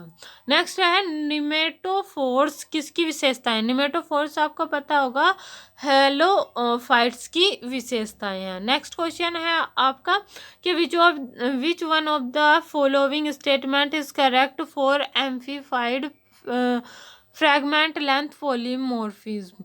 तो ये इससे रिलेटेड करेक्ट स्टेटमेंट हो जाएगा आपका कि digestion of DNA with restriction enzyme followed by 2 PCR step. इसमें क्या हो रहा है? Followed by 2 PCR step is right answer for RFLP. तो ये आपका उसमें जो टेक्निक्स वाला पोर्शन हो गया, वहाँ से क्वेश्चन आया हुआ है। नेक्स्ट क्वेश्चन है कि जो ये होता है आपका तंबाकू पित्त कैलस से ऑर्गेनोजेनेसिस के दौरान कल्चर मीडिया में ऑक्सीजन से साइटोकाइनिन अनुपात में वृद्धि होने पर निम्नलिखित में कौन सा देखा जाएगा? क्या हमें देखने को वहाँ पे मिलेगा? अगर वहाँ पे ऑक्सीजन टू एसी का रेशो बढ़ जाए, ठीक है। एसी मतलब ऑक्सीजन टू साइटोकाइनिन का रेशो अगर हाई है, आपको पता होगा यहाँ पे कोड लगता है कि अगर एसी का बिल बढ़ा तो आपकी रूट हिल जाएंगी, मतलब आपको बिल पे करना पड़ेगा, आपकी जो पैसे हैं वो कम होंगे, रूट हिल जाएगी। तो यहाँ पे अगर एसी इंक्रीज हुई तो क्या किसका फॉर्मेशन होगा? रूट का फॉर्मेशन होता है, रूट हिल जाएंगी आपकी। और अगर यहाँ पे हम बोल रहे हैं कि एसी का रेशो अगर लो हो रहा है तो आपको पता है कि सूट फॉर्मेशन, वो निकाल लोगे आप, सूट फॉर्मेशन होगा। तो इन्होंने यहाँ पे क्या कहा कि oxygen to cytokinin ratio is increase. अगर एसी इंक्रीज हुआ तो आपको पता है कि रूट हिल जाएंगी, मतलब रूट फॉर्मेशन होगा, जड़ आपकी हिल जाएंगी। तो एडवेंसियस रूट विल फॉर्म, तो यहाँ पे रूट इसी में लिखा हुआ है, ठीक है, रूट फॉर्मेशन होगा। तो दूसरे में क्या आता है? शूट फॉर्म में गलत है, वो तब होगा जब वो डिक्रीज होता। फिर थर्ड में क्या था कि नो रूट फॉर्मेशन, ये भी गलत है, वहाँ पे रूट फॉर्मेशन ही तो होगा। फिर लास्ट वाले में कहा कि नो सूट फॉर्मेशन, तो ये भी आपका गलत है, क्योंकि राइट आंसर आपका पहले ही हमको मिल गया है कि रूट फॉर्मेशन होगा वहाँ पे। आई होप कि आपको ये ट्रिक भी अच्छी लगे कि अगर एसी का आप कभी भी क्वेश्चन कर रहे हो, अगर इस तरह से दिया हुआ है कि एसी मतलब ऑक्सीजन बटे साइटोकाइनिन का अगर रेशो बढ़ रहा है तब आपका रूट फॉर्मेशन होगा, क्योंकि एसी का बिल अगर बढ़ा तो रूट हिल जाएंगे, ये याद रखना है। दूसरा आप निकाल ही लोगे कि एसी अगर डिक्रीज हो रहा है तब आपका सूट फॉर्मेशन होगा, ठीक है। तो ये आपको याद रखना है, ये इसका कोड है।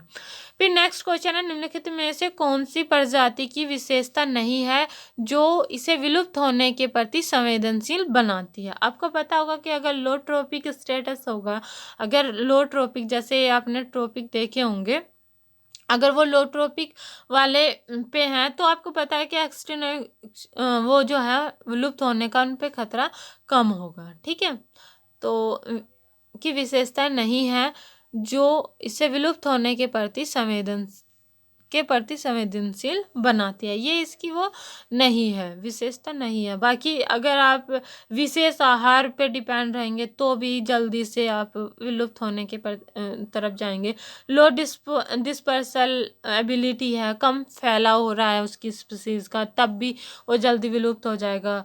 वेरिएबल पॉपुलेशन डेंसिटी है, ठीक है, तो परिवर्तनीय जनसंख्या घनत्व है, तब भी वो जल्दी से विलुप्त होने की तरफ जाएगा, ठीक है, वर्नेबल टू एक्सटिंक्शन की तरफ जाएंगे। लेकिन अगर वो लो ट्रॉपिक स्टेटस है तब वो उसके प्रति संवेदनशील विशेषता नहीं है। नेक्स्ट है कि निम्नलिखित में से कौन गेहूं का जंगली रिश्तेदार है या फिर रिलेवेंट टू वीट है? तो वो ट्रिटिकम मोनोकोकम हो जाएगा। क्या हो जाएगा? ट्रिटिकम मोनोकोकम हो जाएगा। Next question, which of the following global hotspots of biodiversity has the highest number of endemic plant? तो कहाँ पे है ये? जैव विविधता के निम्नलिखित में से किस वैश्विक हॉटस्पॉट में स्थानीय पौधों की संख्या सबसे अधिक है? तो आपको पता होगा सुंदरलैंड, ट्रॉपिकल एंड्स, ब्राजील का अटलांटिक फॉरेस्ट, मिसो अमेरिकन वन में से आंसर हो जाएगा ट्रॉपिकल एंडीज। ठीक है, आंसर क्या हो जाएगा? ट्रॉपिकल एंडीज में आपकी ज़्यादा है, पौधों की संख्या सबसे अधिक है। नेक्स्ट क्वेश्चन है 37, निम्नलिखित में से कौन सा कथन गलत है? गलत हमको बताना है। गलत क्या है कि genetic erosion is a reduction in level of homozygosity, ये आपका गलत है। ठीक है, बाकी सही क्या है इसमें, जैसे कि inbreeding dispersion result from increase homozygosity for deleterious alleles, ये सही है। आनुवांशिक परिवर्तन कारण एक छोटी आबादी के भीतर आनुवांशिक भिन्नता का नुकसान होता है, ये सही है। किसी जनसंख्या के जीन पूल में मौजूद हानिकारक एलील की संख्या को आनुवांशिक भार कहा जाता है। The number of delicious allele present in gene pool of A animal is called genetic load, तो उसे हम जेनेटिक लोड कहते हैं। नेक्स्ट है विच one of the following statement is incorrect, कौन सा गलत है? तो गलत है आपका कि allele governing quantitative trait do not segregate and assort independently, ये आपका गलत हो जाएगा। ठीक है, ये आपका गलत स्टेटमेंट है। बाकी सही कौन से है कि quantitative inheritance result in a large of measurable phenotypes for a polygenic trait, ये सही है। नेक्स्ट है polygenic trait often demonstrated continuous variation, ये भी सही है। मात्रात्मक विशेषता QTL लोसाई QTL के कुछ एलील का चरित्र या कैरेक्टर ट्रेट का एक योगात्मक प्रभाव पड़ता है, एडिटिव इफेक्ट पड़ता है, तो ये भी आपका सही है। नेक्स्ट है कि क्लोरोप्लास्ट के थाइलाकोइड मेम्ब्रेन में निम्नलिखित में से कौन सा प्रकाश संश्लेषण, ठीक है, लाइट रिएक्शन के दौरान इलेक्ट्रॉन ट्रांसपोर्ट के दौरान क्या होता है, आपको पता होगा वो पाथवे के बारे में कि P680 आपका P80 पे PQ पे, फिर साइटोक्रोम B6F आएगा एंड फिर PC आएगा। ठीक है, फिर बाद में दूसरा फोटो सिस्टम आएगा। ठीक है, नेक्स्ट है आपका निम्नलिखित में से कौन सा फोटो रिसेप्टर दिन की लंबाई और सर्केडियन ताल के धारणा में भूमिका निभाता है, तो वो होगा जिटल्यूब परिवार या फैमिली। ठीक है, नेक्स्ट है कुछ पौधों में परागण से बचने के लिए परागकोश के अपेक्षा और वर्तिका ग्रहणशीलता का समय मेल नहीं करता, मतलब वहाँ पे जो है जो टाइम है वो आगे पीछे हो रहा है। ठीक है, तो वो उसके लिए अवधि को हम क्या कहते हैं, डाइकोगैमी बोलते हैं। ठीक है, जो अगर टाइम से रिलेटेड होगा, अगर किससे रिलेटेड होगा, टाइम से। In certain plant the mechanism where timing of anther dehiscence and stigma receptivity do not coincide to avoid self fertilization is called dichogamy. Okay, तो डाइकोगैमी होगा। नेक्स्ट है 42 के नाइट्रोजिनेज एक जटिल धातु एंजाइम होता है, यह N2 और NH2 में बदलने में शामिल होता है। निम्नलिखित में से कौन सी धातु नाइट्रोजिनेज की गतिविधि में शामिल नहीं है? शामिल नहीं पूछा है, शामिल नहीं है, तो आपको पता होगा कि मोलिब्डेनम होता है, सबसे पहले पता होगा, वेनेडियम होता है, आयरन होता है, लेकिन कोबाल्ट नहीं होता, ये आपको याद रखना है। ठीक है, नेक्स्ट है कि निम्नलिखित में से किस DNA मार्कर का उपयोग हम होमोजाइगोट एंड हेटेरोजाइगोट के बीच अंतर करने के लिए किया जाता है? तो आपको पता होगा कि जो कोडोमिनेंट है, कोडोमिनेंट का मतलब क्या होगा कि उसमें होमोजाइगोट हेटेरोजाइगोट दोनों को हम देख सकते हैं, दोनों के लिए होगा वो मार्कर, तो वो होता है RFLP ही एक ऐसा, मतलब RFLP एक को डोमिनेंट मार्कर होता है। ठीक है, ये आपको याद रखना चाहिए। फिर नेक्स्ट क्वेश्चन 44 क्यूटीएल विश्लेषण। आपको पता होगा क्यूटीएल से क्वेश्चन 2-3 ये पूछे गए हैं। QTL analysis is use to the which of the following. तो आपको पता होगा identify chromosome region associated with a complex trait in genetic cross. Next question है 45 कि अगर हमारा कोई वो हो रहा है, चेंज आ रहा है क्रोमोसोम में, following chromosomal change in usual the most damaging when in homozygous condition. Homozygous condition में सबसे खतरनाक कौन सा है? ठीक है, तो अगर वहाँ पे चेंज हो रहा है उसमें निम्नलिखित में से कौन सा क्रोमोसोम परिवर्तन आमतौर पर होमोजाइगस कंडीशन में होने पर सबसे खतरनाक अधिक हानिकारक होता है? तो उसमें आपका आ जाएगा डिलीशन। क्योंकि आपको पता है डिलीशन हो गया तो वो वहाँ पे होगा ही नहीं, सेल के अंदर वो जीन पाएगा ही नहीं, डिलीट हो गया, वहाँ से खो गया है, तो उसकी भरपाई कोई नहीं कर सकता। ठीक है, क्योंकि जीन का काम होता है, कोई भी आपका जीन हो वो क्या बना रहा होगा, जीन कोई ना कोई आपकी प्रोटीन का सिंथेसिस कर रहा होगा, प्रोटीन का सिंथेसिस कर रहा होगा। अब ये प्रोटीन का सिंथेसिस अगर नहीं होगा सेल में तो वहाँ पे उसकी कमी को कोई नहीं भर पाने का, तो इसलिए ये सबसे ज़्यादा खतरनाक होगा। क्योंकि डुप्लीकेशन है तो वो डबल हो रहा होगा, वहाँ पे होगा लेकिन वो 2 जगह पे हो सकता है, 3 जगह पे हो सकता है, उसका डुप्लीकेशन हो रहा है। ट्रांसलोकेशन क्या है कि ट्रांसलोकेशन एक जगह से हटके जीन दूसरी जगह पे आके लग गया, तो ये ट्रांसलोकेशन हो गया।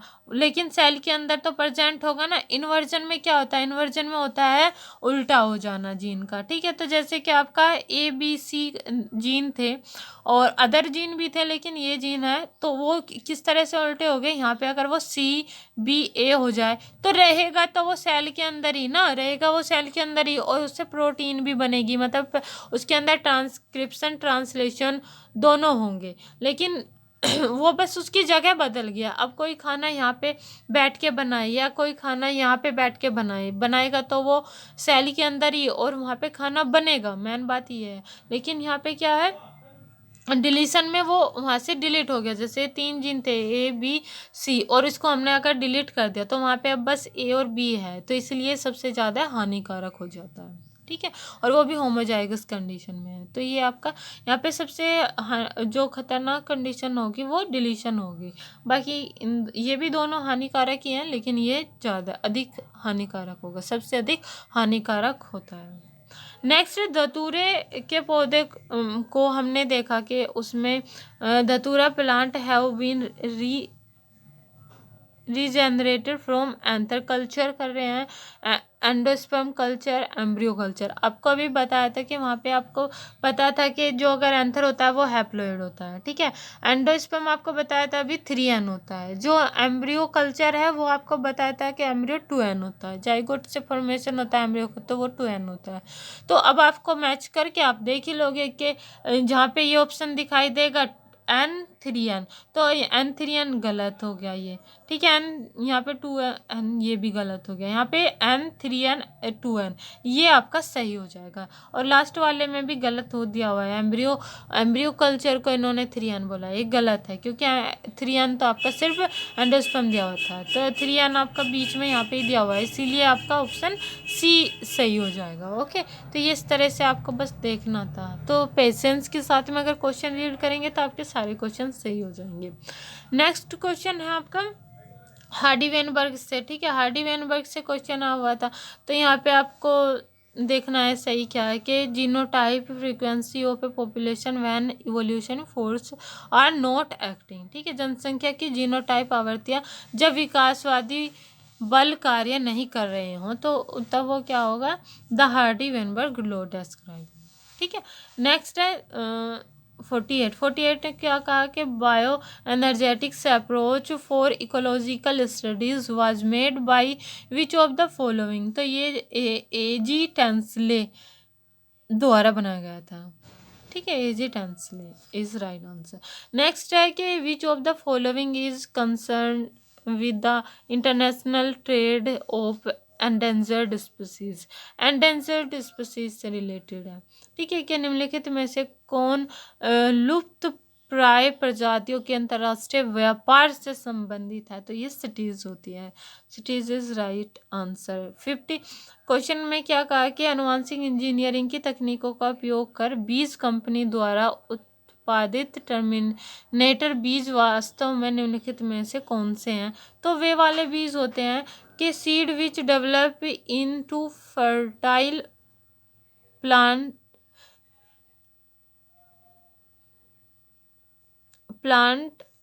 सब प्लांट्स प्रोड्यूस नॉन जर्मिनेबल प्लांट, बीज जो उपजाऊ पौधे बनाते हैं लेकिन पौधे गैर अंकुरणीय बीज पैदा करते हैं। ठीक है, तो seed which develop into fertile plant सब प्लांट से प्रोड्यूस हो रहे हैं, लेकिन वो जो है आपका नॉन जर्मिनल सीड प्रोड्यूस कर रहे हैं, तो वो इस तरह के होते हैं। ठीक है, कि terminator seed produced by seed companies using technique of genetic engineering are in effect which of the following? तो ये आपके जो 50 क्वेश्चन थे वो आपके किससे आए थे? 50 क्वेश्चन आपके सब्जेक्ट से आए थे, और हमने यहाँ पे सब्जेक्ट लिया था बोटनी। तो ठीक है, ये आपके बोटनी से क्वेश्चन आए हुए थे। उसके बाद में आपके क्वेश्चन हैं जो रिसर्च मैथडोलॉजी से हैं, ये आप देख सकते हैं। पहले क्वेश्चन ये आप अपनी साइड से रीड कर लेना और देख लेना। ठीक है, क्योंकि हम यहाँ पे सब्जेक्ट वाले क्वेश्चन कर रहे थे। इसके बाद में आप निम्नलिखित में से कौन सी विशेषता गुणात्मक शोध में महत्वपूर्ण मानी जाती है? तो नीचे से ऊपर के अनुभवजन्य साक्ष्यों के साथ डेटा एकत्रित करना। निम्नलिखित में से कौन सा कथन सहभागी अनुसंधान के संदर्भ में असत्य है? तो वो हो गया इसका एकमात्र उद्देश्य ज्ञान का उत्पादन है। ठीक है, यहाँ पे थोड़ी स्पीड बढ़ा के हम सारे क्वेश्चन ये देख लेते हैं, बाकी आप अपनी साइड से रीड कर लेना। ठीक है, और देख लेना कि अनुसंधान क्षेत्र में वैज्ञानिक पद्धति का मुख्य उद्देश्य है नकली संबंधों को खत्म करें, एलिमिनेट स्प्रियस रिलेशन। ठीक है, और नेक्स्ट क्वेश्चन है 54, तो उसमें दिया हुआ है किस प्रकार के शोध के निष्कर्ष या निष्कर्षों को अन्य स्थितियों के लिए सामान्यीकृत नहीं किया जा सकता? तो ये हो जाएगा historical research is right answer.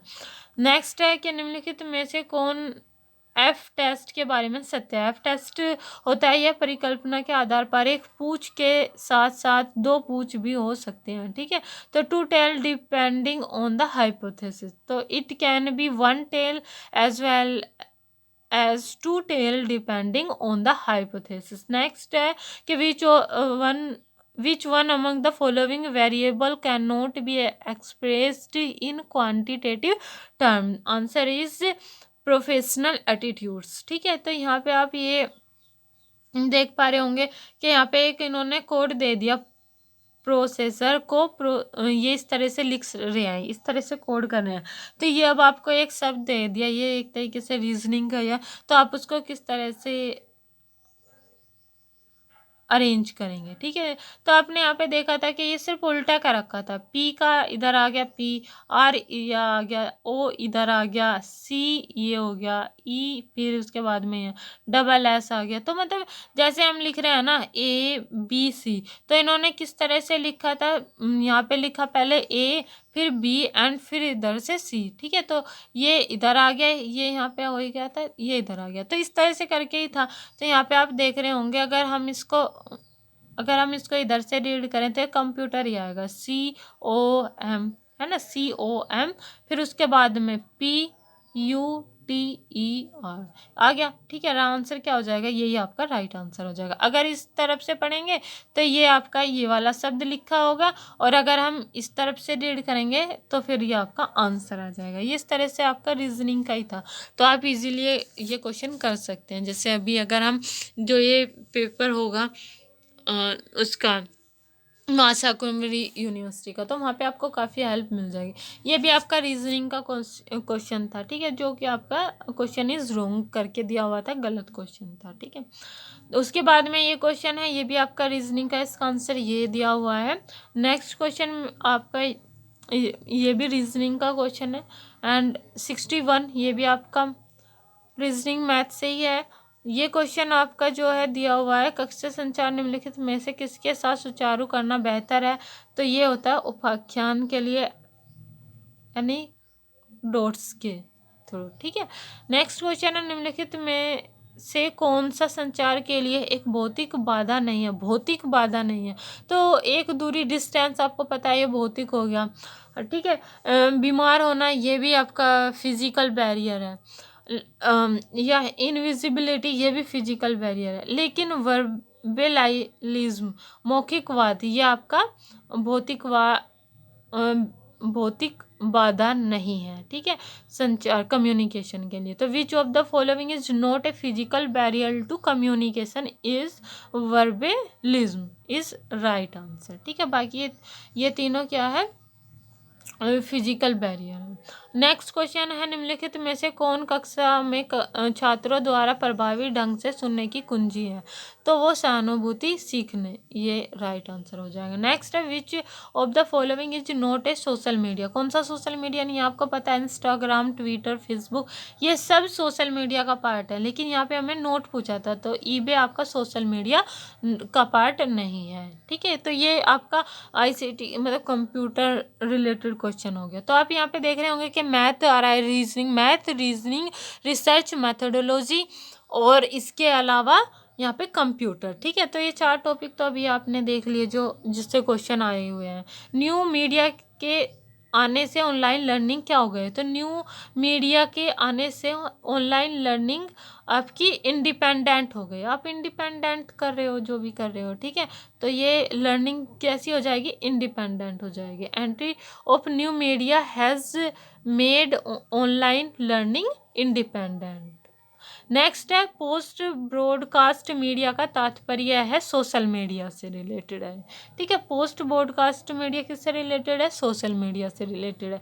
68 का क्या होता है कि जब 2 या 2 से अधिक फुटनोट एक ही कार्य का उल्लेख करते हैं तो निम्नलिखित में से एक का प्रयोग किया जाता है, तो फुटनोट में आपका ये IBID का यूज़ होता है। ठीक है, नेक्स्ट है कि निम्नलिखित में से कौन एक शोध लेख की शुरुआत के पास रखा गया है, तो वो सार होगा, एब्स्ट्रैक्ट इज राइट आंसर। ठीक है, नेक्स्ट है 70 क्वेश्चन नंबर 70 के थीसिस में संदर्भ निम्नलिखित में से किसके उद्देश्य पर्पज की पूर्ति करते हैं, तो ये करते हैं lending authenticity to the given content. ठीक, गिवन कंटेंट।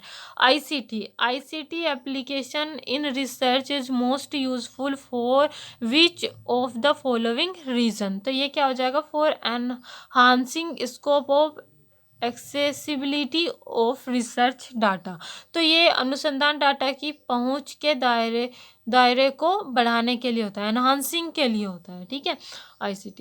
एंड नेक्स्ट है निम्नलिखित में से कौन शोधकर्ता की ओर से एक अनैतिक प्रथा है। अनैतिक प्रथा कौन सी है, अवॉइडिंग रिलायबल इंफॉर्मेशन, विश्वसनीय जानकारी से बचना, ये हो जाएगा। ठीक है, इसका आंसर के विच of the following is an unethical practice on the part of research. Next question है which of the following is plagiarism in research। ठीक है, साहित्यिक चोरी है कौन सी इनमें से, तो वो हो जाएगा बेईमानी से नकल करना और उसका उपयोग करना, तो ये आपका साहित्यिक चोरी हो जाएगा। नेक्स्ट है कि how in India cardamom in quality, ये एक पैराग्राफ दिया था उसमें से क्वेश्चन थे 4-5 जो कि यहाँ पे पैराग्राफ नहीं है, बस उसके क्वेश्चन आंसर ही हैं। तो आप यहाँ पे देख सकते हैं कि ये क्योंकि ये तो पैराग्राफ था आप इजीली उसमें से देख के कर सकते हो, लेकिन यहाँ पे आप अगर क्वेश्चन देखो कैसे पूछे गए थे तो बस यहाँ पे क्वेश्चन और आंसर पे ध्यान देना। ठीक है, तो भारतीय इलायची गुणवत्ता में कैसी होती है, गुणवत्ता में औसत होती है, एवरेज होती है। नेक्स्ट है भारत में इलायची की मुख्य फसल का मौसम क्या है, अगस्त से फरवरी, तो अगस्त से फरवरी होता है, तो ये भी आपका उसी से ही था, पैराग्राफ से ही क्वेश्चन है, ये भी पैराग्राफ से ही है। इलायची से रिलेटेड जितने भी क्वेश्चन है पैराग्राफ दिया हुआ था, 4-5 क्वेश्चन उसी से आए हुए थे। ठीक है, तो इलायची निम्नलिखित में से किस अवस्था में अपनी उपज अवस्था में पहुंचती है, तो वो पहुंचती है 2 ईयर आफ्टर प्लांटेशन। नेक्स्ट है 77, भारत द्वारा कितने प्रकार की इलायची का उत्पादन किया जाता है? तो 2 प्रकार की किया जाता है। ये क्वेश्चन आपका गलत दिया हुआ है, ठीक है। नेक्स्ट है which of the following is called non probability sampling. अब यहाँ पे पैराग्राफ वाले क्वेश्चन खत्म हो गए, ये नेक्स्ट क्वेश्चन दिए हुए हैं, ठीक है। तो ये होता है आपका कोटा नमूनाकरण, मतलब किस तरह का कॉल्ड नॉन प्रोबेबिलिटी सैम्पलिंग, तो ये हो जाएगा कोटा नमूनाकरण या सैम्पलिंग, कोटा सैम्पलिंग, ठीक है। नेक्स्ट है क्वेश्चन नंबर 80 के एक छोटे से हिस्से पर किए गए प्रेक्षणों के आधार पर पूरी आबादी का अनुमान लगाना क्या कहलाता है? तो ये आपका इंडक्टिव इन्फ्रेंस कहलाता है, अनुमान कहलाता है। निम्न में से कौन सा दर्द और सामक, मतलब जो पेन इज टू सैडेटिव, ठीक है, तो जैसे ये इससे रिलेटेड है, तो ऐसा हमारा क्या हो जाएगा, दुख और सांत्वना, ठीक है, is right answer. Grief and consolation. Next है विच ऑफ, ये आपका रीजनिंग से ही था क्वेश्चन, ठीक है, क्वेश्चन नंबर 81 आपका रीजनिंग से था। नेक्स्ट है which of the following is not the characteristics of research. तो ये आपका कौन निम्नलिखित में से कौन शोध की विशेषता नहीं है? शोध की विशेषता जो है नहीं है, ठीक है, नहीं है, तो एक्सपोस्ट फैक्टो रिसर्च है, बाकी ये आंसर नहीं था, ठीक है। तो ये होता है ex post facto research. Next question, निम्नलिखित में से किस मामले में परिकल्पना का निर्माण आवश्यक नहीं हो सकता? तो ये होगा खोजी ऐतिहासिक अध्ययन, ठीक है, तो उस मामले में ये हमें परिकल्पना का निर्माण आवश्यक नहीं हो सकता। बाकी नेक्स्ट है आपको दिया हुआ है जैसे कि वेन डायग्राम से रिलेटेड है, तो यहाँ पे दिया हुआ है टमाटर भोजन सब्जियों के बीच में क्या संबंध होगा? तो ये वाला सही हो जाएगा, ठीक है। तो सबसे पहले आप ये सब्जियाँ हो गई, फिर कुछ उसमें भोजन हो गया, और फिर आपका टमाटर हो जाएगा, ठीक है। नेक्स्ट है तो वेन डायग्राम वाले भी क्वेश्चन आप देख के जाना जब आप नेक्स्ट कभी क्वेश्चन दोगे, या फिर ये जैसे MSU मां शाकुम्भरी यूनिवर्सिटी का एग्ज़ाम होगा 19 तारीख में, तो उसमें आप ये देख लेना 19 मार्च को, ठीक है, रविवार में एग्ज़ाम होगा 2023। निम्नलिखित में से कौन सा शब्द दूसरों से संबंधित नहीं है? तो यहाँ पे पेटल्स संबंधित नहीं है, बाकी ये संबंधित हैं, जैसे गुलाब हो गया, कार्नेशन हो गया, ग्लेडियोलस हो गया, ठीक है, लेकिन ये इससे संबंधित नहीं है अदर से। नेक्स्ट है 86 के निम्नलिखित में से कौन सा सतत चर का प्रतिनिधित्व किया जाता है? तो हिस्टोग्राम है आंसर इसमें। प्रतिशत आवर्ती वितरण निम्नलिखित में से किसके द्वारा दर्शाया जाता है? तो वो पाई डायग्राम के द्वारा दर्शाया जाता है। नेक्स्ट ये क्वेश्चन आपने देखा होगा कि इस तरह के क्वेश्चन आजकल बहुत आते हैं, स्टेटमेंट वाले and conclusion, statement and conclusion वाले, तो इसमें तीनों ही कंक्लूजन ये सही दिए हुए हैं। कि वैसे इसको वेन डायग्राम की हेल्प से आप इजीली कर सकते हैं कि जो सभी कोवे लोमड़ी हैं, ठीक है, तो जो सभी, ठीक है, तो यहाँ पे क्या दिया हुआ है कि सभी कोवे जो सभी कोवे लोमड़ियाँ हैं, सभी बिल्लियाँ जैकुआर हैं, सभी बिल्लियाँ जैकुआर हैं, कुछ बिल्लियाँ कोवे हैं, ठीक है, कुछ बिल्लियाँ कोवे हैं। तो डायग्राम इस तरह से बन जाएगा। फिर उसके बाद में उन्होंने कहा कुछ जैकुआर कोवे हैं, ठीक है, कुछ जैकुआर कोवे हैं, तो ये ऐसे हो गया। फिर उसके बाद में हो सकता है कुछ लोमड़ी जैकुआर हैं, तो कुछ लोमड़ी आपकी जैकुआर हैं, ये भी हो सकती हैं, ठीक है। कुछ कोवे जैकुआर हैं, तो कुछ कोवे जो हैं वे आपके जैकुआर हो सकते हैं, ठीक है।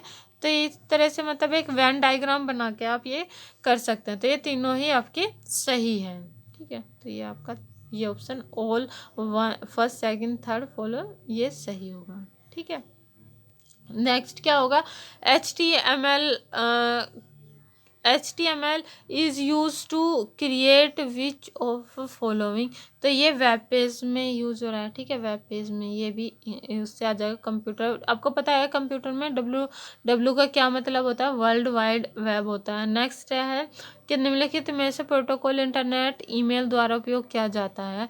तो HTTP इज राइट आंसर, ठीक है, कि विच of the following protocol is use by internet email is protocol is use by internet email. तो HTTP। नेक्स्ट क्वेश्चन है कि रेडियो लिंक के साथ निम्नलिखित में से कौन सी टेलीफोनिक कॉन्फ्रेंसिंग दुनिया भर में बहुत लोकप्रिय। आपको पता होगा कि सबसे ज़्यादा टेलीफोनिक कॉन्फ्रेंसिंग दुनिया भर में कौन सी लोकप्रिय है, तो वो आपको पता है वीडियो कॉन्फ्रेंस सबसे लोकप्रिय है, ठीक है। तो ये कई जो आपने देखा कंप्यूटर के क्वेश्चन इजी थे तो आप वो सारे कर लोगे। एक पैराग्राफ था वो सारे क्वेश्चन हो जाएंगे।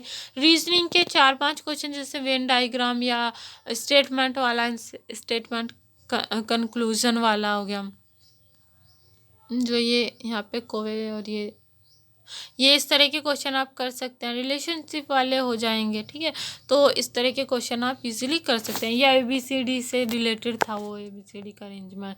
ये क्वेश्चन आपका दिया हुआ है रीजनिंग मैथ से, तो ये आपका इसका आंसर 280 है, ठीक है। नेक्स्ट है आपका, ये देखो आप यहाँ पे ये वाला ABCD से मिसिंग लेटर वाला ही क्वेश्चन आप इजीली कर सकते हो। जैसे यहाँ पे C, यहाँ पे राइट आंसर ये है, आप इजीली इसको निकाल सकते हैं। जैसे K,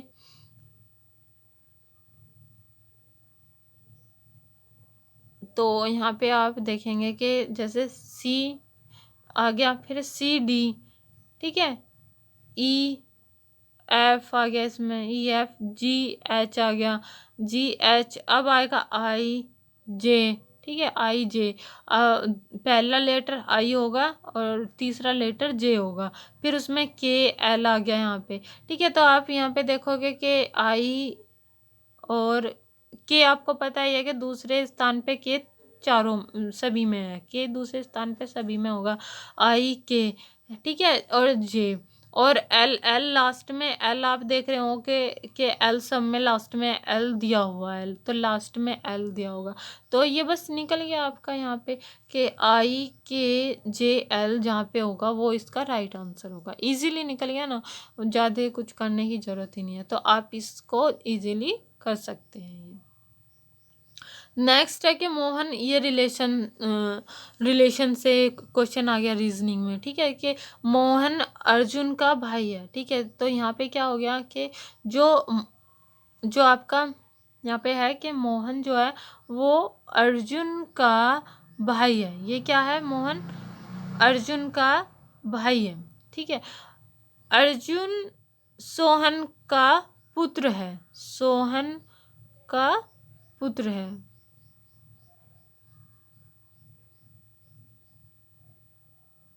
सोहन का पुत्र है ये अर्जुन। अब मीना सोहन की माँ है, जो मीना है वो सोहन की माँ है। यहाँ पे मीना सोहन की माँ है। अब सोहन मीना से किस प्रकार संबंधित है, मोहन मीना से। अब यहाँ पे आपको पता है कि ये जो है वो इसकी माँ जो है, ये सोहन की माँ, मीना सोहन की माँ है, ठीक है। तो ये माँ हो गया, ये माँ बेटे का रिलेशन हो गया इनके बीच में। अब ये इसकी माँ है, ये इसका बेटा हो गया, और ये इसका भाई हो गया, ठीक है। तो भाई हो गया, मतलब ये भी जो है इसका क्या हो जाएगा, ये इसका पोता हो जाएगा।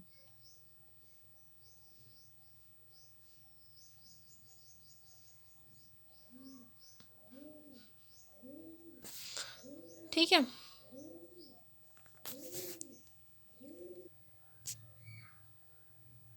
सो यहाँ पे आप देख पा रहे हैं कि मोहन अर्जुन का भाई है, ठीक है, मोहन अर्जुन का भाई है। अब अर्जुन सोहन का पुत्र है, जो अर्जुन है वो सोहन का पुत्र है, ठीक है, ये बाप बेटे वाला रिलेशन हो गया अर्जुन और सोहन के बीच में। अब मीना सोहन की माँ है, सोहन की माँ मीना है। तो यहाँ पे आप देखोगे कि मीना का पुत्र कौन हो गया, मीना का बेटा जो है सोहन है। अब सोहन का बेटा अर्जुन है, ठीक है, सोहन का बेटा अर्जुन है।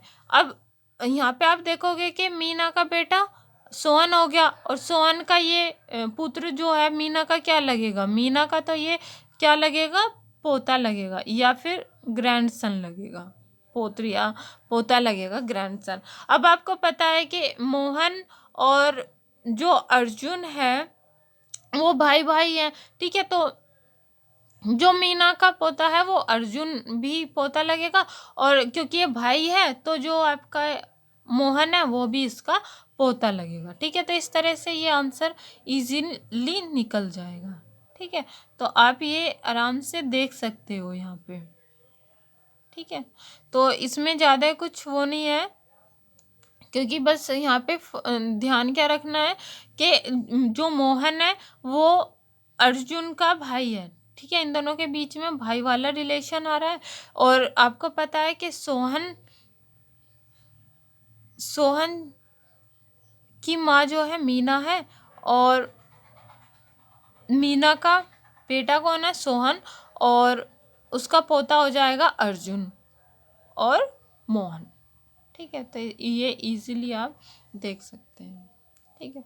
तो ये आंसर यहाँ पे पोता जो है वो निकल जाएगा। तो ये वाले क्वेश्चन आप इजीली कर सकते हो, कभी मत छोड़ना, ठीक है। ये आपका मैथ से या रीजनिंग से क्वेश्चन आया हुआ है, मैथ रीजनिंग से क्वेश्चन आया है, जिसमें 25% इज राइट आंसर,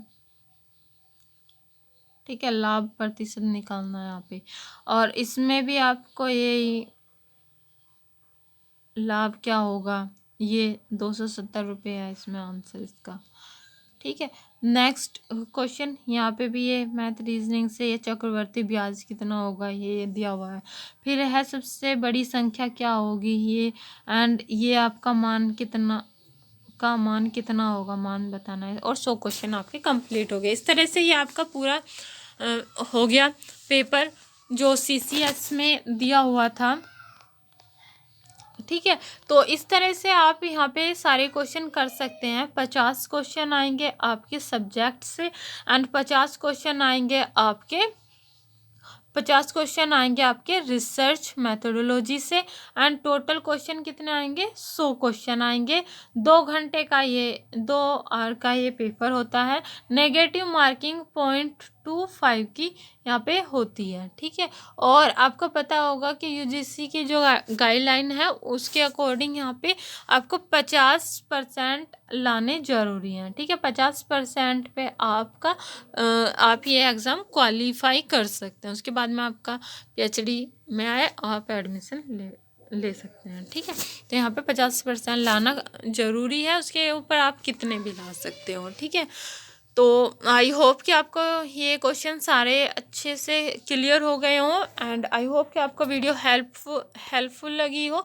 अगर वीडियो हेल्पफुल लगी है तो प्लीज़ कमेंट, शेयर एंड अपने दोस्तों के साथ में शेयर ज़रूर करें।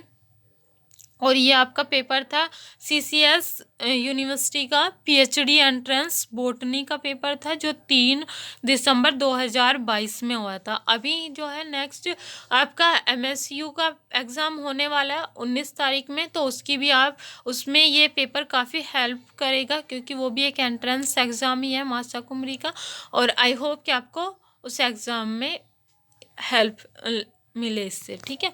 Thank you friends, happy learning and have a nice day, and हमेशा हंसते रहो, मुस्कुराते रहो, क्योंकि लाइफ की फेज़ है ये, कभी खुशी कभी गम। Thank you friends. और हाँ, आपको बस ध्यान क्या रखना है कि एक तो आपको रिवीजन